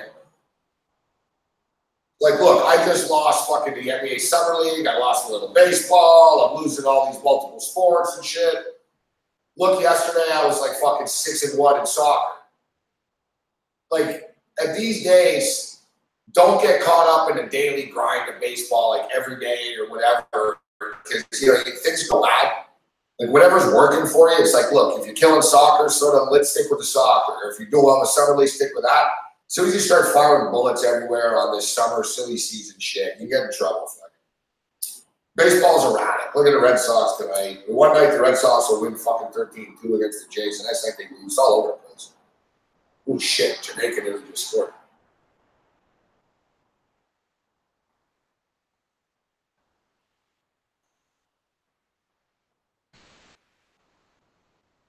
I'm gonna miss. There's a condo party here tomorrow. I'm gonna miss it though. It's too bad too because the condo parties are pretty good. There's free booze and everything too. There's a pool here. Fuck it, I never used it. Fuck, I gotta start using it this summer. Fuck. But yeah, there's a big pool barbecue fucking party here at the condo. But of course, it starts at like fucking 1 o'clock in the afternoon. And that's exactly what I'm leaving. Of course, literally, that's what I'm leaving when it starts. It starts at 1. Takes me, what, half an hour to get there? Except the last time I took an Uber to the fucking Newark airport, I got this fucking dude. He had no idea where he was going. He didn't speak English. He got fucking lost fucking like 3 times. It took me like an hour and fucking 20 minutes, man. It was fucking insane.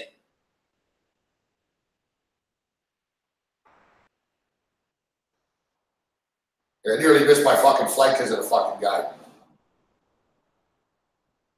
So I'm not fucking around tomorrow when I leave here. I gotta fucking. I noticed that a couple of times, like the worst Uber drivers I've ever gotten is that they pick me up at the Meadowlands. So it's like the area type shit. The drivers are shit. Fuck, they're fucking idiots.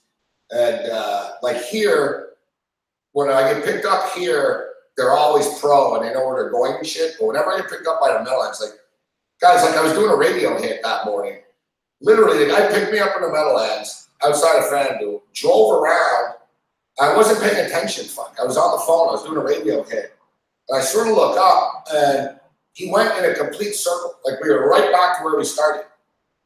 It's like, bro, like, you're not noticing that you just went in a complete circle? Then he went the wrong way. He nearly got us killed like 3 times.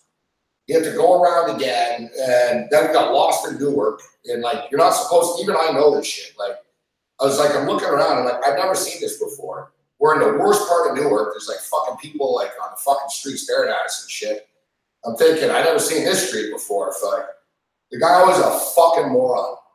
Like, I don't know how he got there. Like, he got there by accident. He went the wrong way. He nearly we nearly got killed again. He nearly got hit cutting across the highway. And there was a bus that said airport, and he sort of got stuck in a bus lane in this tunnel. And we popped out, and I was on the other side of the airport through a parking lot, and I fucking got really pissed. And I fucking told the guy, just stop the fucking car, man. I said, stop the car. And I just fucking got out. I fucking walked through the parking lot myself and shit.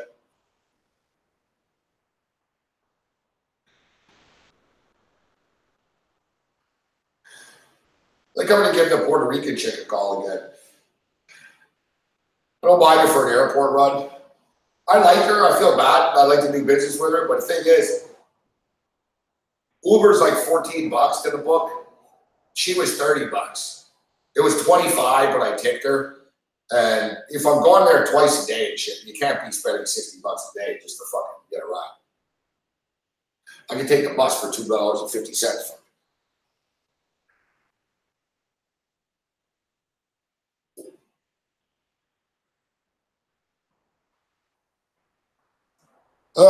Jamaica just scored. Fuck. This just never ends, this bullshit. Fuck. Am I really? I'm going to go 0-7 and Bruce is going to be trolling me. Not that good.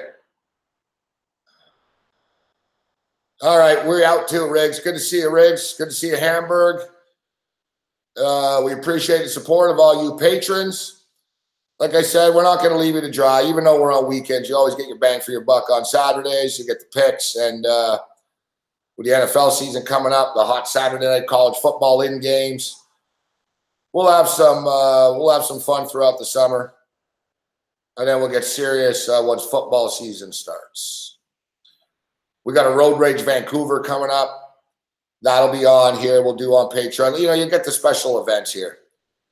If you notice, I don't do free shows online and shit like that. I'll do a Periscope now and then. But like I said, there's enough trolls in this world. I don't need to fucking give them free shit. Yeah,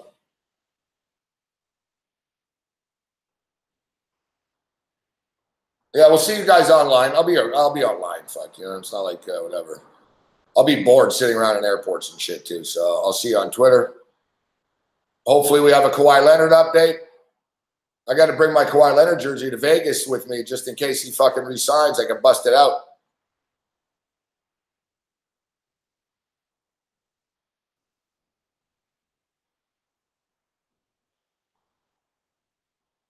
Yeah, we're going to be in Vegas like the late July. July 27th is a football game we're going to. I'm going to be there earlier than that, but that's the big night, that Friday and Saturday, the 26th and 27th. There's a BC Lions Saskatchewan Rough Rider football game in Vancouver there, the stadium. It's going to be cool. Remember, the stadium is right across the street from where we stayed, Kyle, in the Uber, in the Airbnb that time.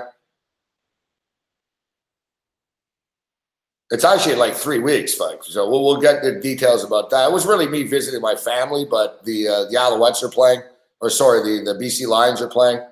I've never been to a BC Lion game either. I like to go. We'll bet on the game, fucking lay it down big on the game, Saskatchewan and BC. It's a big game too. Like Saskatchewan travel well and shit. Like it's one of the few games that sell out in BC. Like it'll be packed and shit. It's gonna be a good time. And plus Vancouver, like we were there, you guys were there in the wintertime and it was raining all the time and shit. In the summer, BC is really fucking nice. Like Vancouver's really nice in the summertime. And it's not the best party town, Vancouver, but, you know, for a couple of nights it is. We make it a good party town. You know what I'm saying? But, yeah, we got a flight in the afternoon, in the morning. We got to get out of here. Sorry for the crappy picks. Hopefully we can get back on track. We will over the weekend. Some good CFL action. We'll see you online. May the winners be yours, guys. Thanks for the support. Happy 4th of July and Canada Day. Happy all that country patriotic shit days here. God bless. God bless America. God bless Canada. This is our Independence Day. Can't believe Yankees like, oh, I like that movie. Like that movie sucked. It's probably on too, though. I'm actually going to put it on The Walking Dead. There's like a Walking Dead marathon, and I've never seen this season, so I don't know if they can catch up to this season. And like I said, just to spite Stephen A. Smith for hating Canada, hopefully fucking they announce Kawhi Leonard staying tomorrow on the 4th of July. So fucking Stephen A. Smith can go fuck himself. Other than that, you're on your own later.